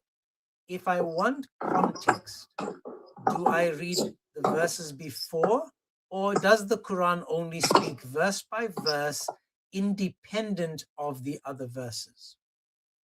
Not necessarily does it speak verse by verse, but sometimes it does. Okay, so how do you know in this case it does? Let me read it again. What is it, 7-157? No, 7-155. No, 7-1, that's what you brought up. That's what I'm approved. I'm asking now for context. They are the ones who follow the messenger, the unlettered prophet, whose description they find in their Torah and Injil. Who is they? Was the Injil around when Musa alayhi salam was around? My brother, who is the they? Jews and Christians. How do you know it's Jews and Christians?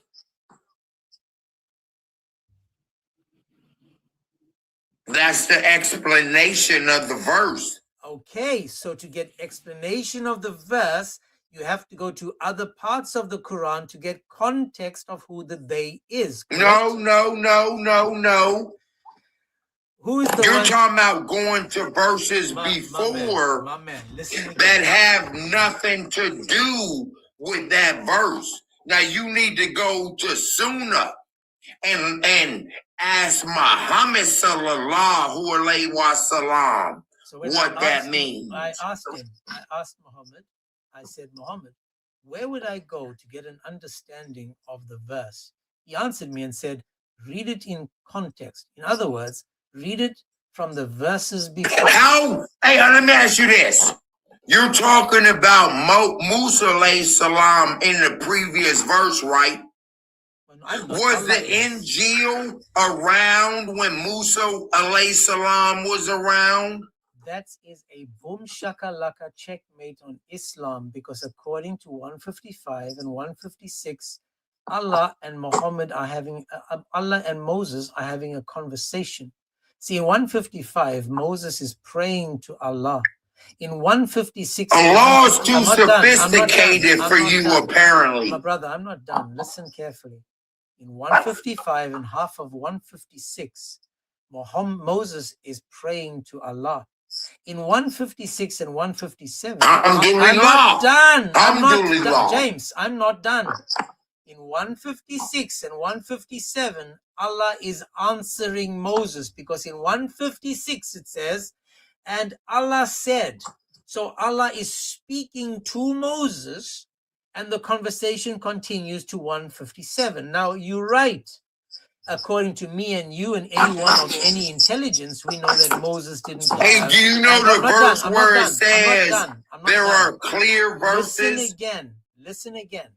I'm agreeing with you that intelligent people, smart people, would agree that Moses had no Torah and no Injil at his time. Musa had the Torah, alayhi salam. He didn't have the Injil, correct? Right. Beautiful. Now, only intelligence can tell us that. But the Quran says something other than that, pointing to you and I being smarter than the Quran. Because the Quran, as I said, why don't you read it then? Why panic? Why don't you read it? And you got to be guided to understand, apparently. Wow. And you know what? Allah said, if you're a truth teller, I will see you as a truth teller. If you're a liar, I will see you as a liar. He didn't say you need guidance for that. And then in the Quran, he said he knows you unbelievers are liars. So then why don't we read the Quran in context and let him speak for himself? Look, you're not able to understand Quran as Hamza. 1 second. This is what I've been saying. This question to the Muslims has caused them to lose brain cells. Normally, the Muslim will say to us, read it in context. Let's go to the verse before it, or read the verse before it and the one before that. Now that I'm Muslims don't say that. That's Christians all the time.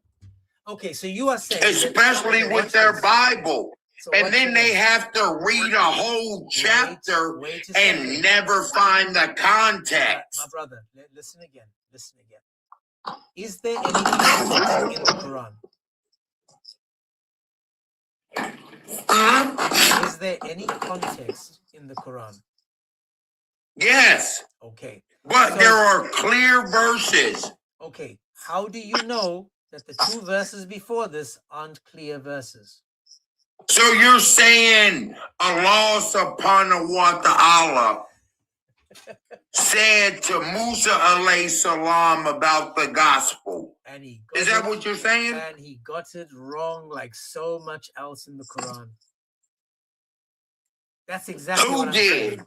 The God of Islam. You're not smart enough. You're not guided. Okay, who's the one that misguides me? The one that misguides you is the one that says, hey, I see you want misguidance. I'll misguide you. So I'm going to want Allah to see. Watch this. Allah, can you see that I want £1 million? Can you see that I want $1 million? Can you see that? Yet he's not giving it to me. So now again. Hey, that's what your churches say. Ain't that why you give your priests money to get money from your God? Well, Allah said Muslims don't do that. He needs a godly loan. Allah needs money, man. What is it? The Quran says Allah needs a loan. What does that mean? I'm saying, what does that verse mean? Well, the Quran claims to be clear, perfectly detailed, an explanation of all things. No, I asked you what that verse meant. I'm telling you, Allah wants a goodly loan from the believers. How much? What does that mean? I'm stacked. How much does he need? Who does the loan go to? To Muhammad. Everything goes to Muhammad. No. See, you don't know. You're not guided. Or you're purposely lying. Which is it? When you give Allah money, how does he get it? We don't give Allah money. Well, what loan is he asking for? He's asking to take care of the poor. Oh, is that why he's saying, give me a goodly loan? The wayfarer, the traveler. Okay, the traveling. I'm traveling tomorrow. Maybe I need it. But here's my question. Can you tell me what is the job of Satan? Whatever law says. A law controls Satan. Whatever law says. So Allah controls Satan. He devises whatever he devises Satan for. So against a particular person. Hang on. So Allah's the one devising and causing Satan to do the things he does. Do you know a law created Satan? Okay, but who's controlling Satan? A law. Okay. Is he controlling him to do good things or to do bad things? Bad things. So Satan is just used as a puppet, and Allah is the one pulling the strings. It's like, look. Do you want guidance from a law? I'm trying again. Listen again. Is Allah the one that's causing Satan to be bad? No, he chose that himself by not bowing down. Okay, and then he went further and further in Quran and Sunnah. He went further and further. But hang on, you just said Allah still controls him, correct? Yeah, but he has an intellect. Satan's smarter than you. Okay, so Satan is smart. Allah uses Satan, and he uses... No, Satan's smarter than you. I know he's smarter than me. I'm saying that. I said Satan is smarter than me. I'm confirming what you said. Satan is smarter than me. Allah uses Satan, who is smarter than me, to cause me to do bad things, correct? No. You just said because of law. You know what Christians and unbelievers' biggest problem is? Allah? They will not tell the truth. That's why you're misguided, I believe. That's the biggest problem of unbelievers. They will not tell the truth. Your religion says that lying is okay. I'm confused. No, it don't. If I show you... law said... I just heard this verse where law said some type of lies are good. I have to look into that. Okay, it just crossed my mind. But I think Sunnah said, my man, let me protect your wife. Let me get it ready. Get friends together. Stuff like that. Edward, my brother, listen. So you are saying that lying can be good. Now the Quran, the Hadith teaches us that you can lie in 3 cases, correct? Right. Okay, are those lies still lies? Hey, I'm sorry? Are those lies still lies? If I lie to you... According to a law, they're lies that are allowed to be told. Okay, so your lies aren't allowed to be told. Okay, hang on a second. Against Quran and Sunnah and Allah and Muhammad, peace be upon him, and Aisha, Rallahu. Your lies ain't allowed to be told. Okay, but who is the one causing me to lie? Yourself. You have freedom of will. Okay, so hang on. You said Allah uses Satan, right? Allah uses Satan to lead people astray. He backs up your cognitive dissident lying self. No, he just uses you choose to lie. Allah sends Satan to you to continue lying. It's what it is. Okay, I'm going to try it one more time. I just want to understand again, right? Still trying to understand. The job of Satan is to lead people astray, correct?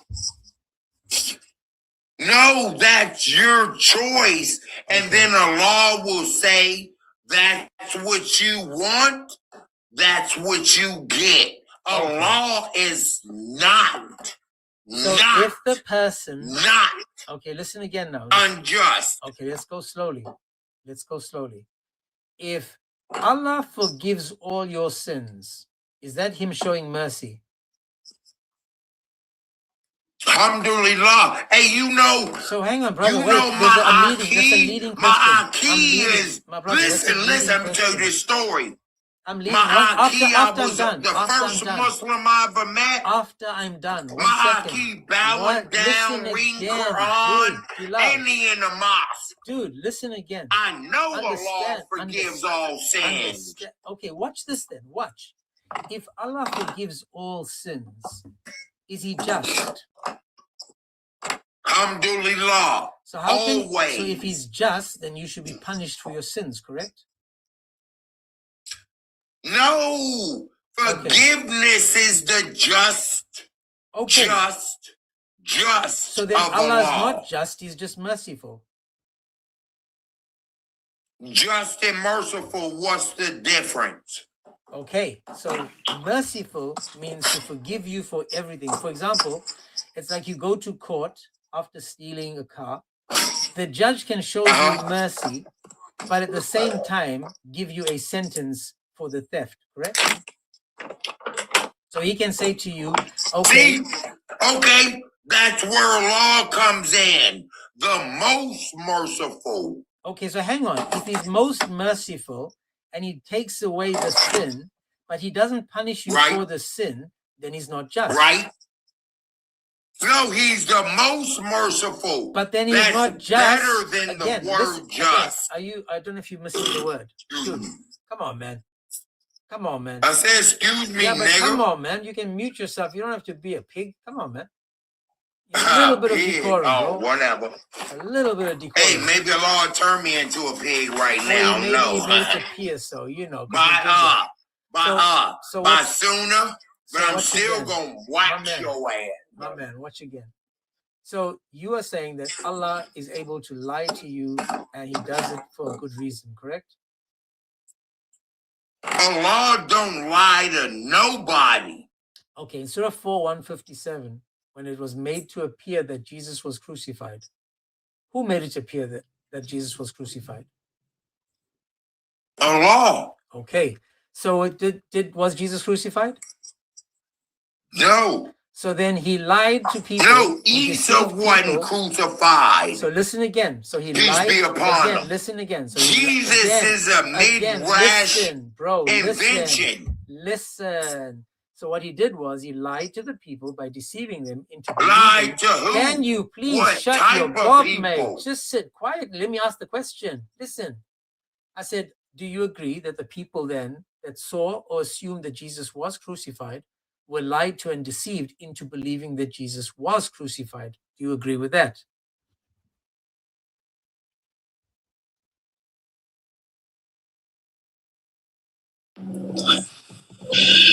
Oh, James, what did you do, bro? I broke him. I broke him. You muted, Edward. You muted. I know. They're evil. Why would Allah subhanahu wa ta'ala help? And you know the Jews in the Bible boast, like Allah said in the Quran, they did. My man, that they unalived Isa, Jesus. It's all convoluted. Okay, listen to me. You wouldn't understand it. Your mind's too small. Listen again. Who was it that made it appear to them that Jesus was crucified? Allah subhanahu wa ta'ala. Okay, but Jesus wasn't crucified, correct? Isa wasn't crucified. Beautiful. Jesus is a midrashic invention by the Jews. Simple answers, my man. Simple answers, bro. Listen again. So according to you, Jesus wasn't crucified, but it was made to again. Shut up and listen, Edward. Come on, man. Let me land, man. Let me break it down to you like this, Edward. You're a man like me, man. If I gave you $100 bill and I made it appear that it was a real $100 bill, but it was fake, did I lie to you? Yes. Did I deceive you?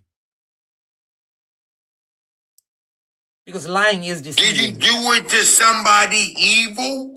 Again, listen again. Did I lie and deceive you into believing that the $100 bill was a true You dollar know bill. what law said? The Oh my ones he goodness. deceived I'll try were again. prophet unalivers I'll try before. again. Edward. Eddie, listen, Eddie. You think evil is good, don't you? Eddie, one more time, Eddie. I just want to know, Why Eddie, you one more time, protecting Eddie. evil Eddie, my brother. against the My Almighty? brother, Eddie, one more time, Eddie. Sublime. Eddie, one more time. If I give you $100 bill, Eddie, I give you $100 bill and it's not a real $100 bill, Eddie. Did I lie to you, Eddie, and deceive you, Eddie, into believing it's a true $100 bill? Depends on your state on this earth. If you're broke down with and oppressed with no money and everything stolen from you, I would think differently. But if you got money and you do it, yeah, I would say you're evil. Beautiful. Fine, bloodily. So, Eddie, I gave you $100. I lied to you, deceived you into believing it was something it's not. Mashallah, you finally understand it. Can you tell me? No, we ain't finished the discussion. Shut up, man. You Goodness. So we're gonna try again. This is totally how he is, bro. You're not gonna get anywhere with this guy. I love this guy. Love him. So we're gonna try one more time. There ain't no way. This is how I know my man James, man. My man James is gonna listen carefully.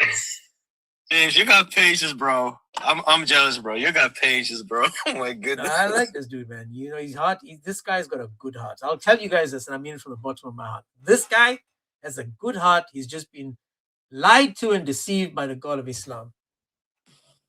Yep, indoctrinated. Yeah, 100%. This guy, his heart is better than the heart of Allah and the heart of Muhammad. I'm not even joking, guys. I mean this. That I agree with.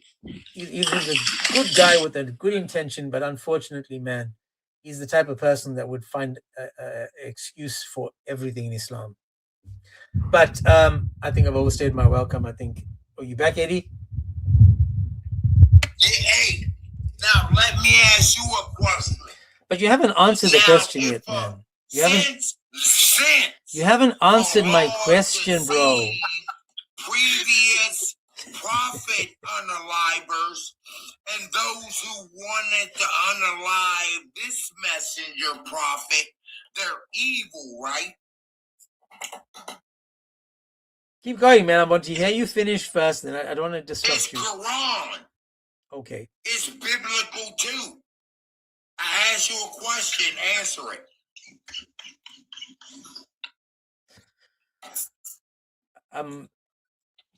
If it's evil that these people were lied to, is that your question?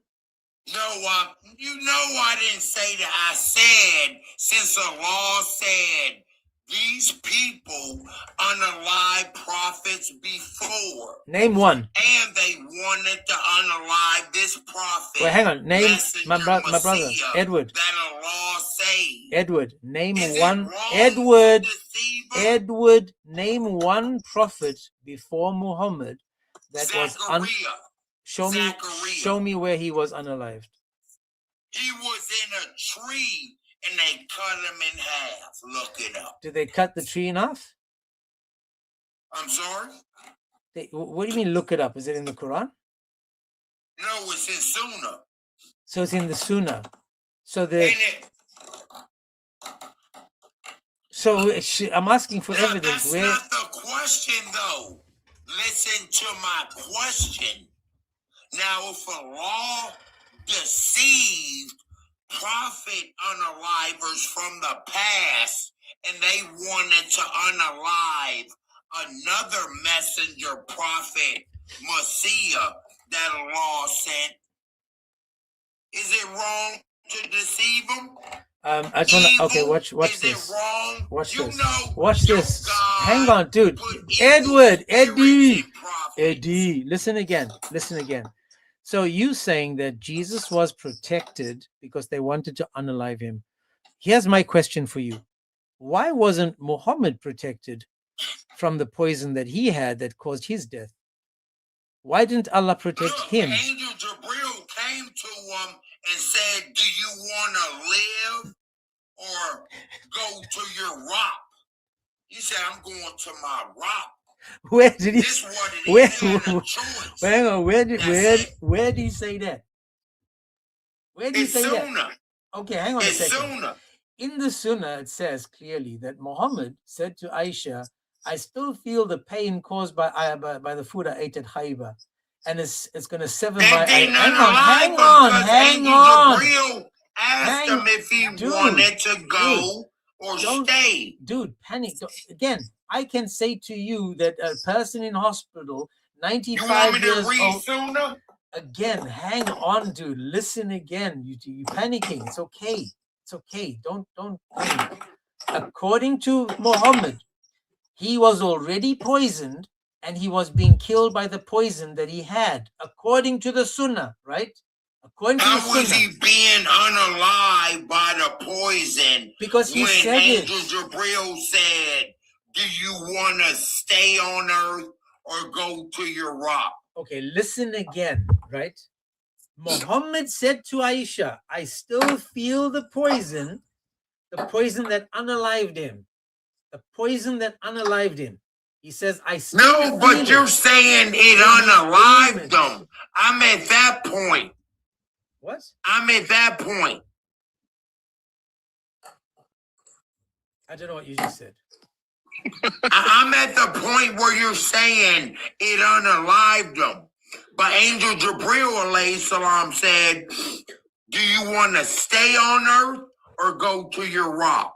Okay, what did he say? He said, I'm ready to go. Well, he didn't have a choice. You see, this is the problem. Muhammad didn't have a choice. It's not like he could make it make sense. Because again, I want you to read what's on the screen, and we're going to learn together.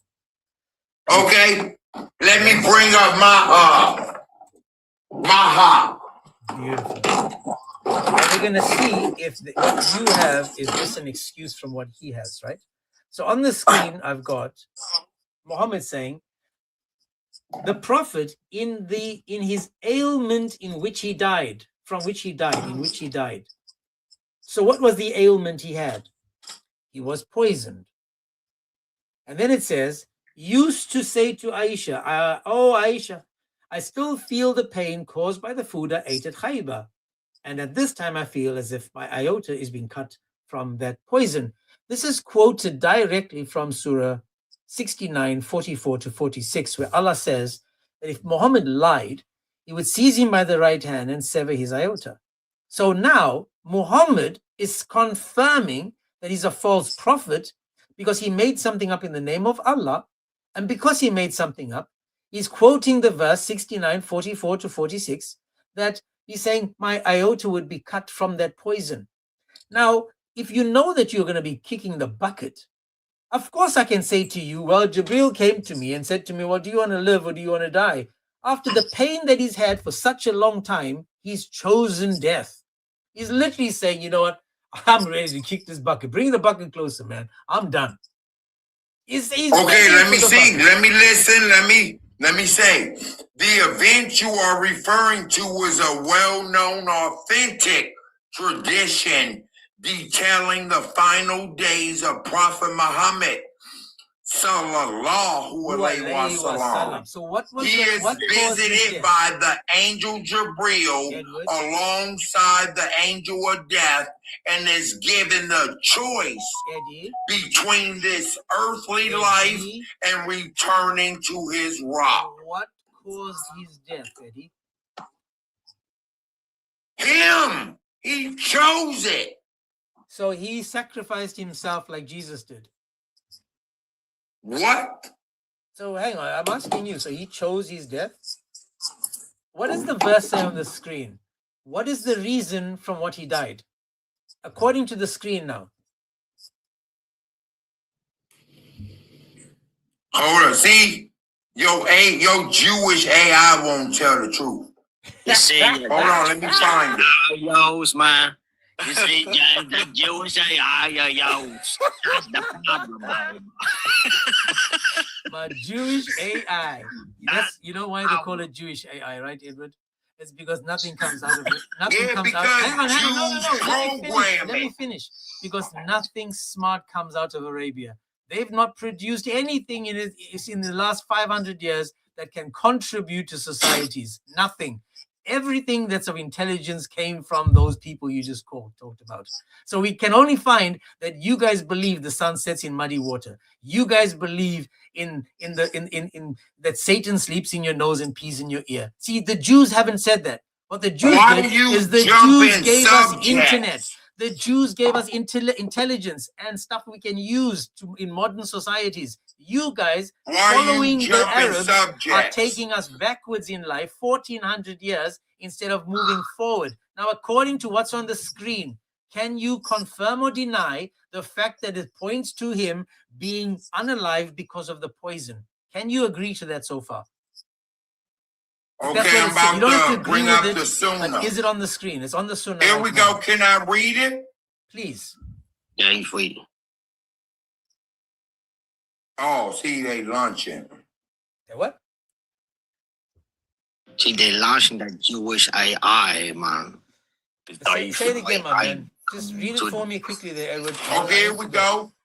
When Allah's apostle, sallallahu alayhi wasallam, was in good health. Ah, so he was in good health. Keep going. Never does a prophet die unless he is shown his place in paradise before his unaliving. And then he is made alive or given option. When the prophet became ill and his last moments came while his head was on my thigh, he became unconscious. No, this ain't okay. Let me get more intricate. This ain't right. This ain't right. Question. This ain't right. What is this? What is this magic, man? This ain't right. Hold on. Let me get more intricate, because you know. What do I know? Well, hang on. You just said that with the closer he got to his death, then he was asked, given an option. So you agree with me, he was poisoned. He was about to kick the bucket. And because of the pain he was in, he rather chose to be unalive than continue in the pain that he was in. I'm agreeing with you. The dude was suffering because Allah cursed him. Allah cursed him and said, you went against me and therefore you shall pay the price. So he was like, man, this pain is too much to bear. Let me bring the bucket closer so that I can kick it.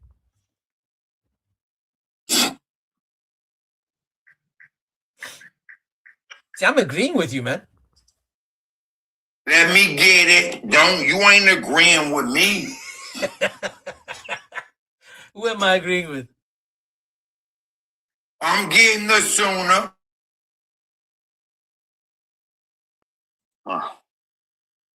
Not the Jewish one. Give me a couple of words from the hadith and I'll find it for you. Give me a few words. What does it say in the hadith? Just give me a few words, Edward, and I'll find it for you.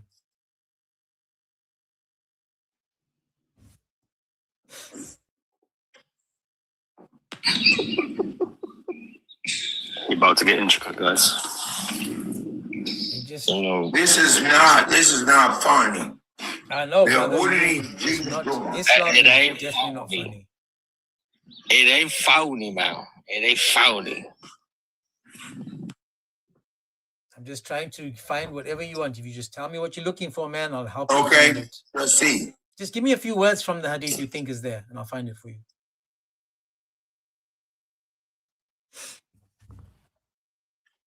Nope. Okay. Angel of death, Angel Jibreel came to Muhammad sallallahu One second. alayhi I'm sorry. wasallam. Is the angel of death and Jibreel the same person? No. So you just said the angel of death. Why did I Jibreel. separate them? Say what? Angel of death, Angel Jibreel came to Muhammad and said, do you want to stay? Let me look.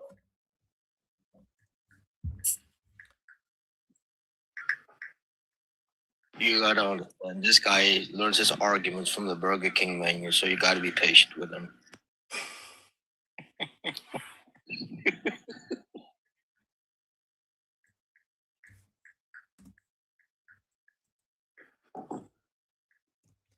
We'll find it. We'll find it. Let's see. Was this where is this the same angel of death that Moses hit an eye out of his head? Is that the same one? Where he punched Moses' eye out. Yeah, it's on the screen there where angel of death knocked out his eye and he had to go back to Allah saying, man, this dude don't want to die. So Allah had to do constructive surgery to fix him. See, bro, this guy be the left angel side of of death was sent to Moses, and when he went to him, Moses slapped him severely, spoiling one of his eyes. The angel went back to the Lord and said, you sent me to a slave who does not want to die. Then Allah restored his eye. See, that's the one. I'm just trying to find the other one that he's asking about.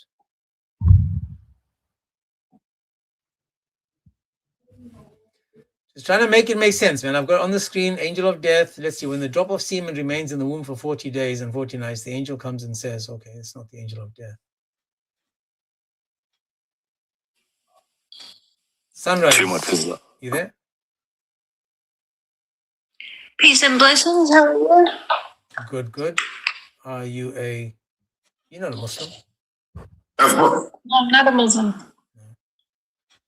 No, I just realized I know you're not a Muslim.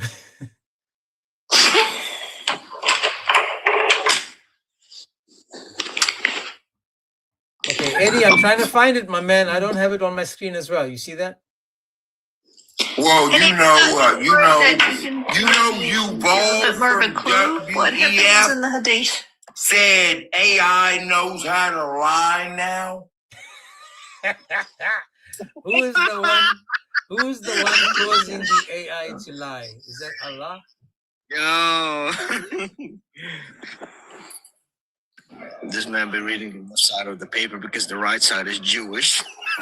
You've heard it all today, man.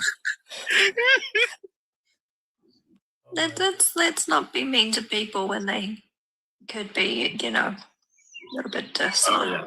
It's not nice. It's landless your brain, unfortunately. It's sad. It really is. Well, listen, Edward, I'm looking, as you can see on the screen, my brother, I'm doing it in front of your face. I'm trying to find the angel of death came to the messenger. I'm going to find it. Okay, but I'm going to listen to AI's words, and then I'm going to repeat it to them to get it. So tell me, I can search it with you on the screen. What are you asking AI? Just help me, and I'll do it with you. Just so you can see it, my brother. Everything is on the screen. I've got nothing to hide. I'm going to get it. Okay. Do you want me to do a quick Google search? Yeah, we just looked at Prophet Google's pretty good. Came to Muhammad and All right, I'll be back. Asked him if he wants to kick the bucket or not kick the bucket. AI's treating me. That's a problem. Is that true, that Edward? Is AI treating? Is it true?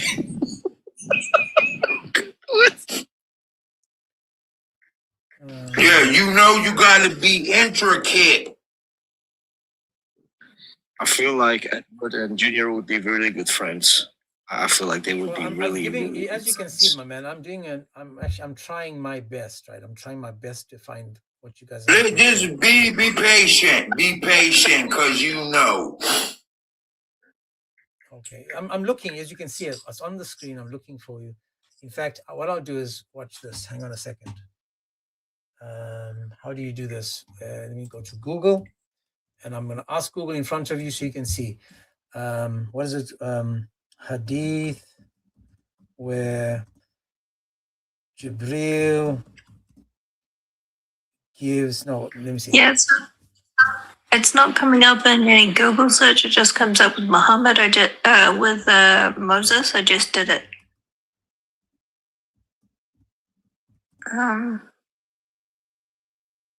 Yeah. Okay. Okay, let's see. See, in Islamic tradition, Muhammad did not ask Jibril for death. Instead, during his final illness, the angel of death asked for permission to enter. So hang on, brother. The angel of death enters, I'm reading. offers him the choice to live or die. Dude, I'm reading. And the prophet chooses to go to his. It's on the screen. Stop panicking. I'm reading it for you on the screen. It says, When I'm reading for you, it says the choice of death. It says when the angel of death, when given the choice by the angel of death, Muhammad chose to return to Allah. He said, rather the higher companion, this meant to choose to leave the earthly world to join Allah. Now we need to find where we can find this, right? Let's see.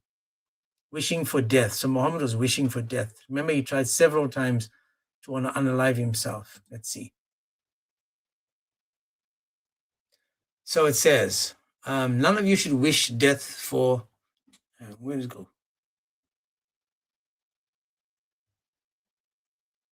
So it says over here that none of you should wish for death, yet you said Muhammad was wishing for death. See, how is it possible that Muhammad is asking for death while at the same time we learn that you shouldn't ask for death? Do you see what's on the screen, man?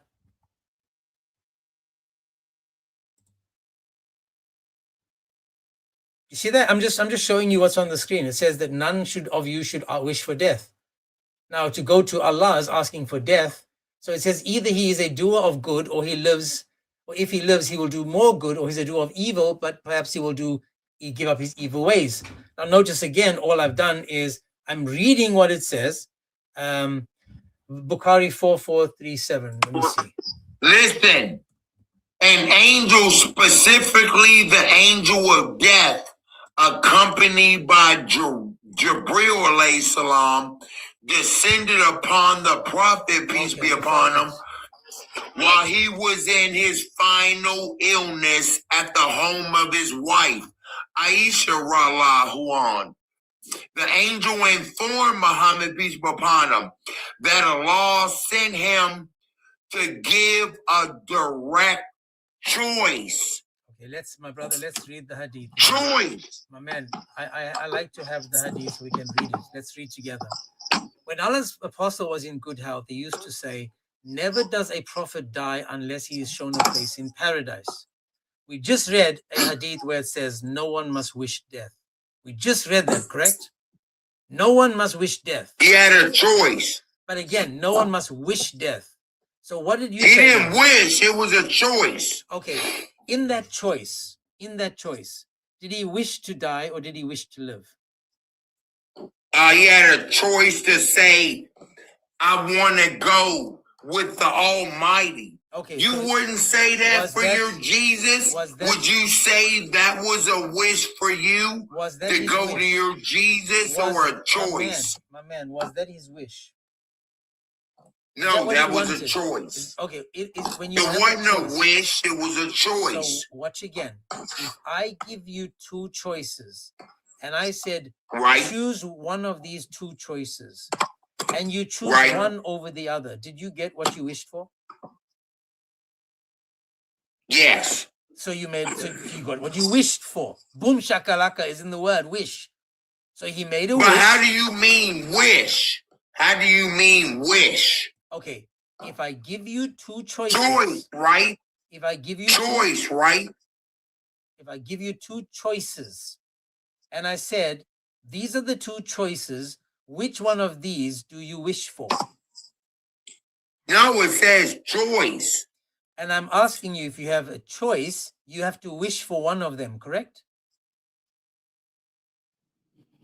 What do you mean by wish? Because I heard your previous statements. Again, it's all in the choice. If you want something, right? Choice. Okay, let's deal with that word. Now move on. If you want something, then you wish for that, correct? What do you mean by wish? Explain. Because I heard your previous statements about you should not want to commit unaliving. Tell me what you mean about wish. Edward, do you wish to be a better Muslim? Yeah, I wish to be the best slave of Allah. Okay. What? Not a child of Allah. So you want to be a child of Allah, correct? I mean, a slave of Allah. Right. The best I can be. Okay. I can be. So if I make your wish come true, would you be the best slave to Allah? I don't like your wording. You ain't gonna do nothing. Never mind, man.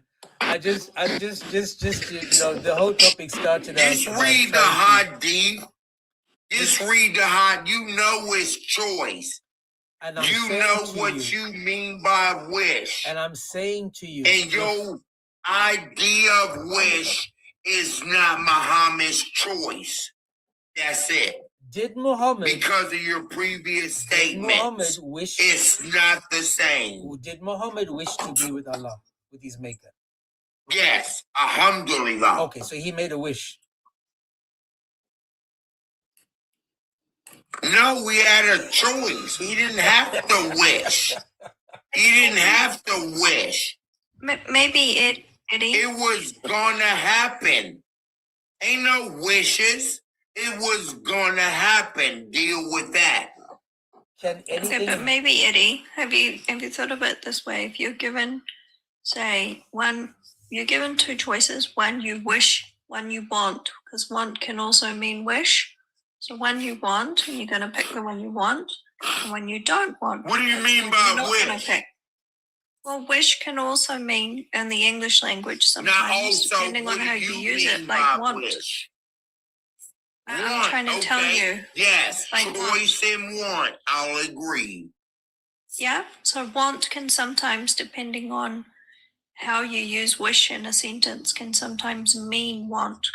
For instance, I can say if you wish, I'll agree. Which means Let's if move you on. want. Yes, that's what he wanted. So maybe if you're reading that two different hadiths, so in the same way, wish can mean want. Yeah, but to make it as simple as possible. Okay, I already agree. Move on. Read the hadith. Okay, Edward, which hadith must I read? Because I need to disappear soon. So just tell me which hadith. No, read the hadith you got on the screen. Okay, when Apostle was in good health. Now here's the word there, was in good health. So this is not talking about when he was about to kick the bucket. He used to say, never does the prophet die unless he's shown his place in paradise. Now watch this. According to the Quran, Muhammad said that he wasn't sure where he was going to go, correct? No, the Quran says that Muhammad said Muhammad gets the water. No, the Quran says, Muhammad said in the Quran, I don't know where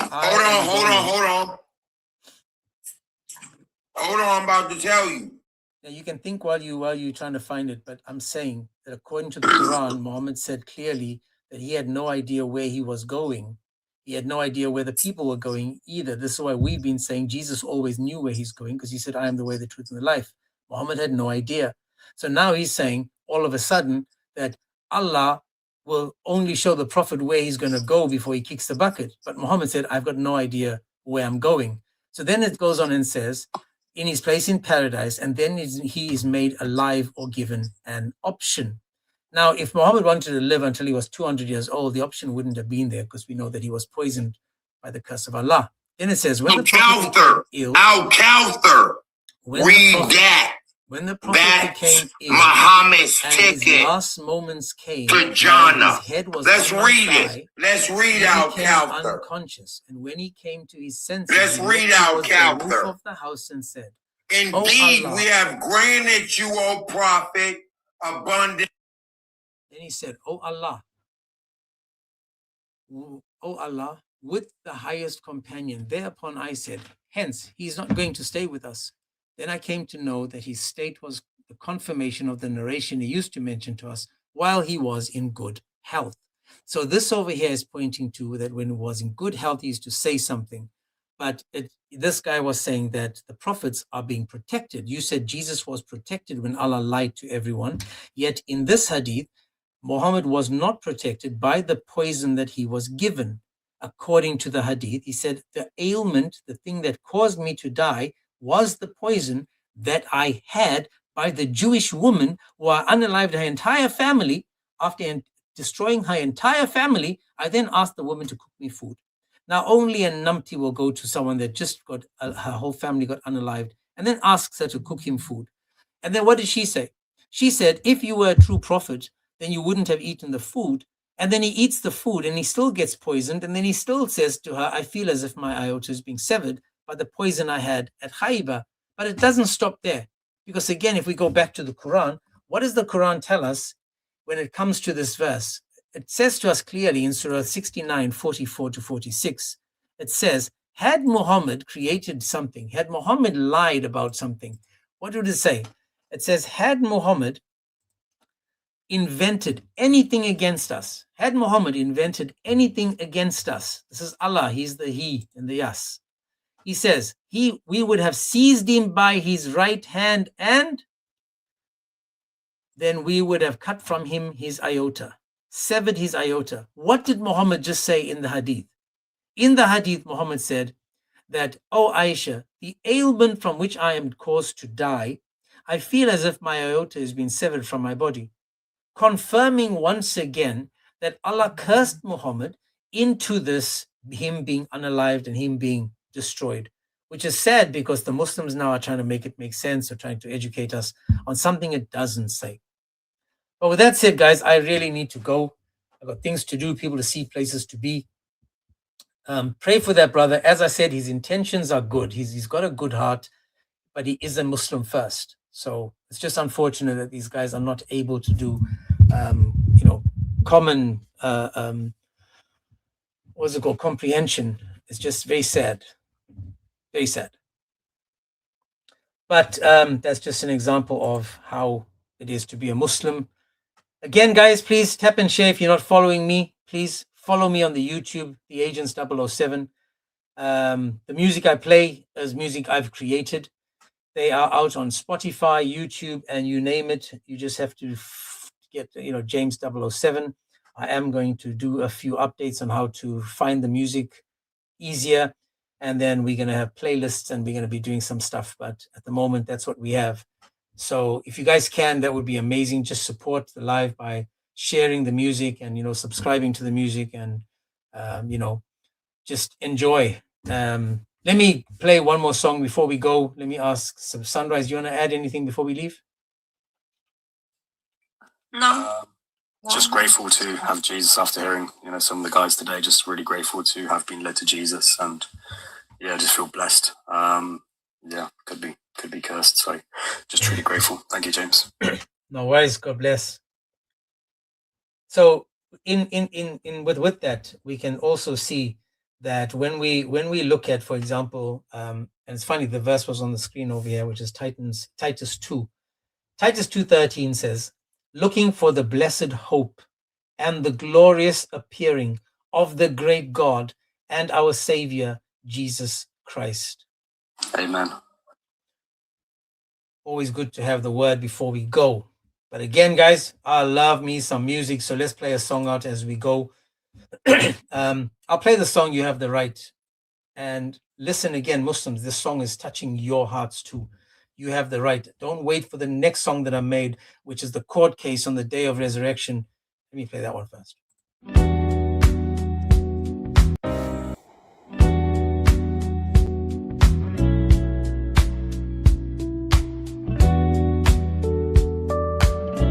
Please rise, the court is in session. The judge of all the earth presiding. Case number, the soul of a man. Charge, denying the one who called him by name. For your song that Father, forgive me. Please let me in. You knew my name. But did you know me?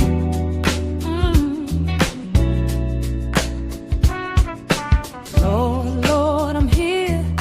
I'm outside the door. I know I ran, but I can't run anymore. I heard your word, but I pushed it away. Kept telling my soul, not now, one day. I had the cross in front of my eyes, but I chose my pride and believed my lies. Mercy was calling, but I turned from the sound. Now I'm in this court with my head bowed down. I denied your name when the crowd got loud. Kept my faith hidden, tried to blend with the crowd. Now I see the blood that could have covered my sin. I stood at the gate and I wouldn't come. Court is in session. Have mercy on me. I knew your name. I missed the way. Court is in session. I'm guilty today. Hey. Ooh, yeah. Yeah. The room goes still and the record unfolds. Every secret thought, every story untold. I used to say no with a shaking smile. Kept one foot in the dark, one foot in denial. I wanted your hands, but not your aim. Wanted the crown, but not the pain. Now every excuse looks small and thin. Every locked up door was a place I lived in. You heard the truth, you saw the sign. Yet you fed the fear and called it fine. So if there's a mercy I can't earn back, I'm laying it down at the end of the track. Court is in session. Have 6 hours, mercy on me. one way for it going live. I knew your name. I missed the way. Court is in session. I'm guilty today.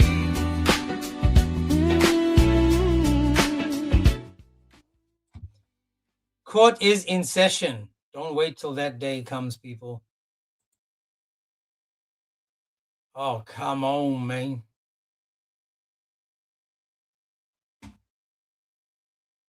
Come on, man.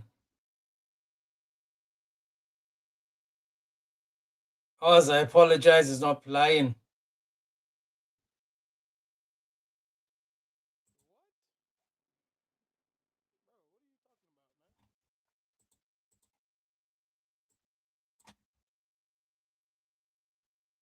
What?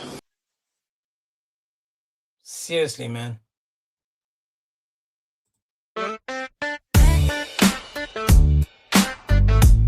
Waiting for it to load.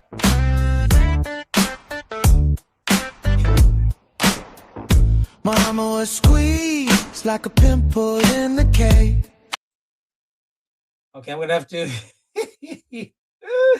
Unbelievable why this is not working, man. So with that, let me just hang on, guys. I just want to find another song that I made, which is 1 second. This is crazy stuff, man. Crazy stuff.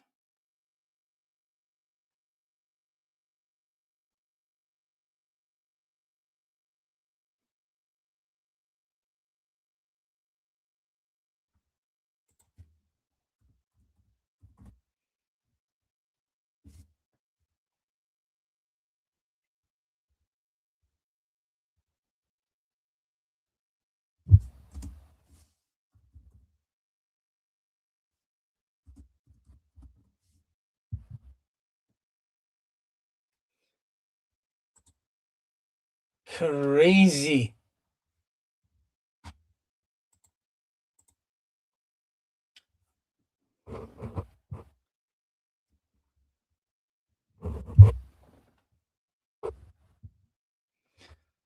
Okay, I'm gonna end with this song. I don't know why it's not playing. I will end with this one.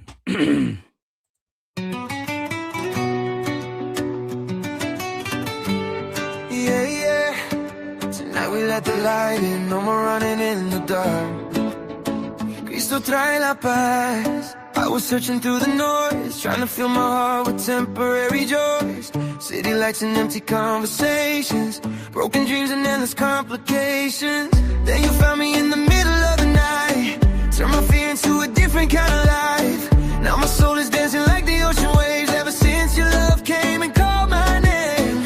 No more chains holding me down, your love keeps lifting me now. Every heartbeat, every sound, I feel heaven all around. Solo en Jesús encuentro paz, su amor me hace respirar, bailando con la luz de Dios. Cristo vive dentro de mi voz. Solo en Jesús hay salvación, Él sana todo corazón. Levanta las manos al cielo azul, la vida verdadera está en Jesús. En Jesús, en Jesús. Peace and love in Jesús. En Jesús. Now we're singing underneath the summer sky, different languages but one reason why. Every nation, every color, every song, in His love we finally belong. No more hate and no more pride, leave the darkness far behind.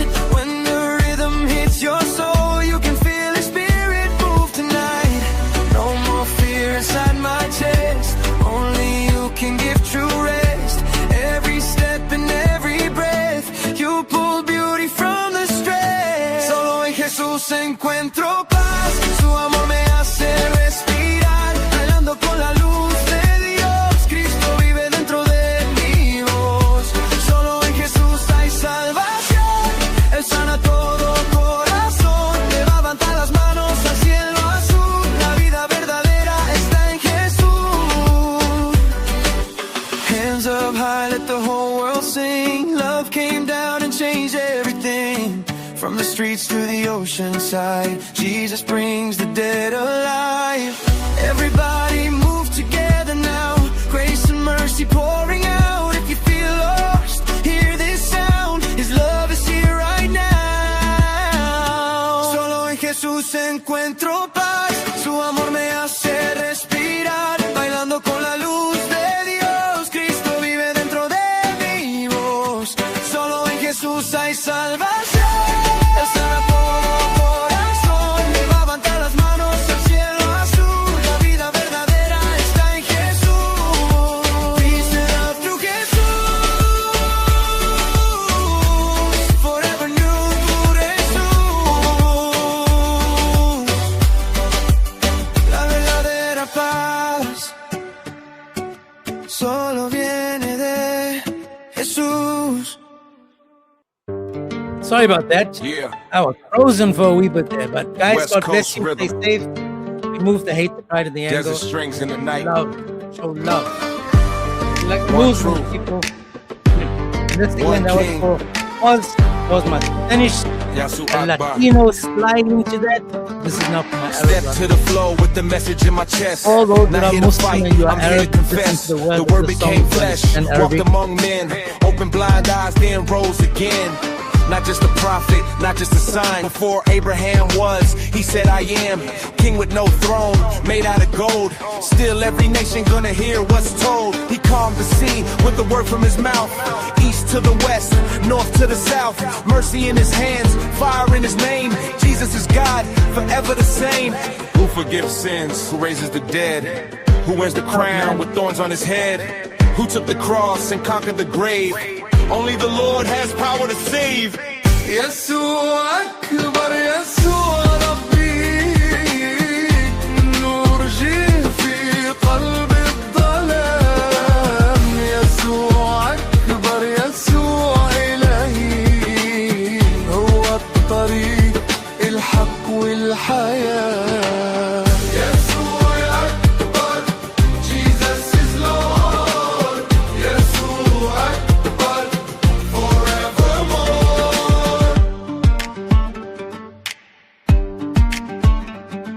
To my Muslim friend, hear what I say.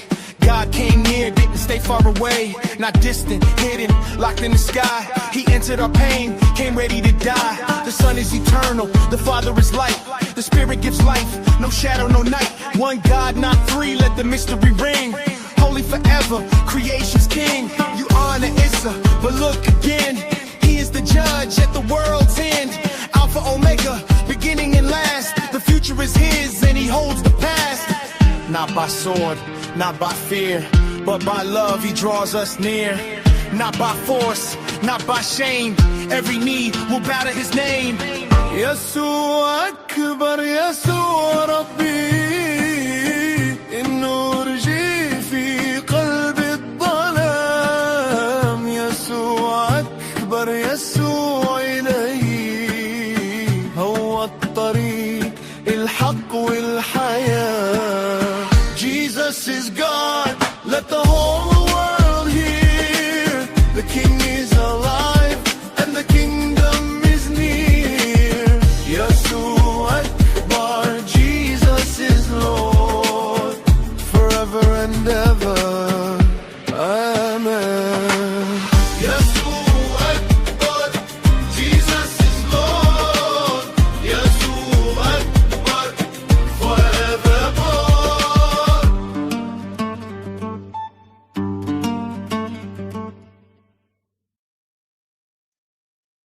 Fantastic. YouTube got stuck and frozen. Not sure what's going on there. But guys, God bless. See you guys in a week. Take care.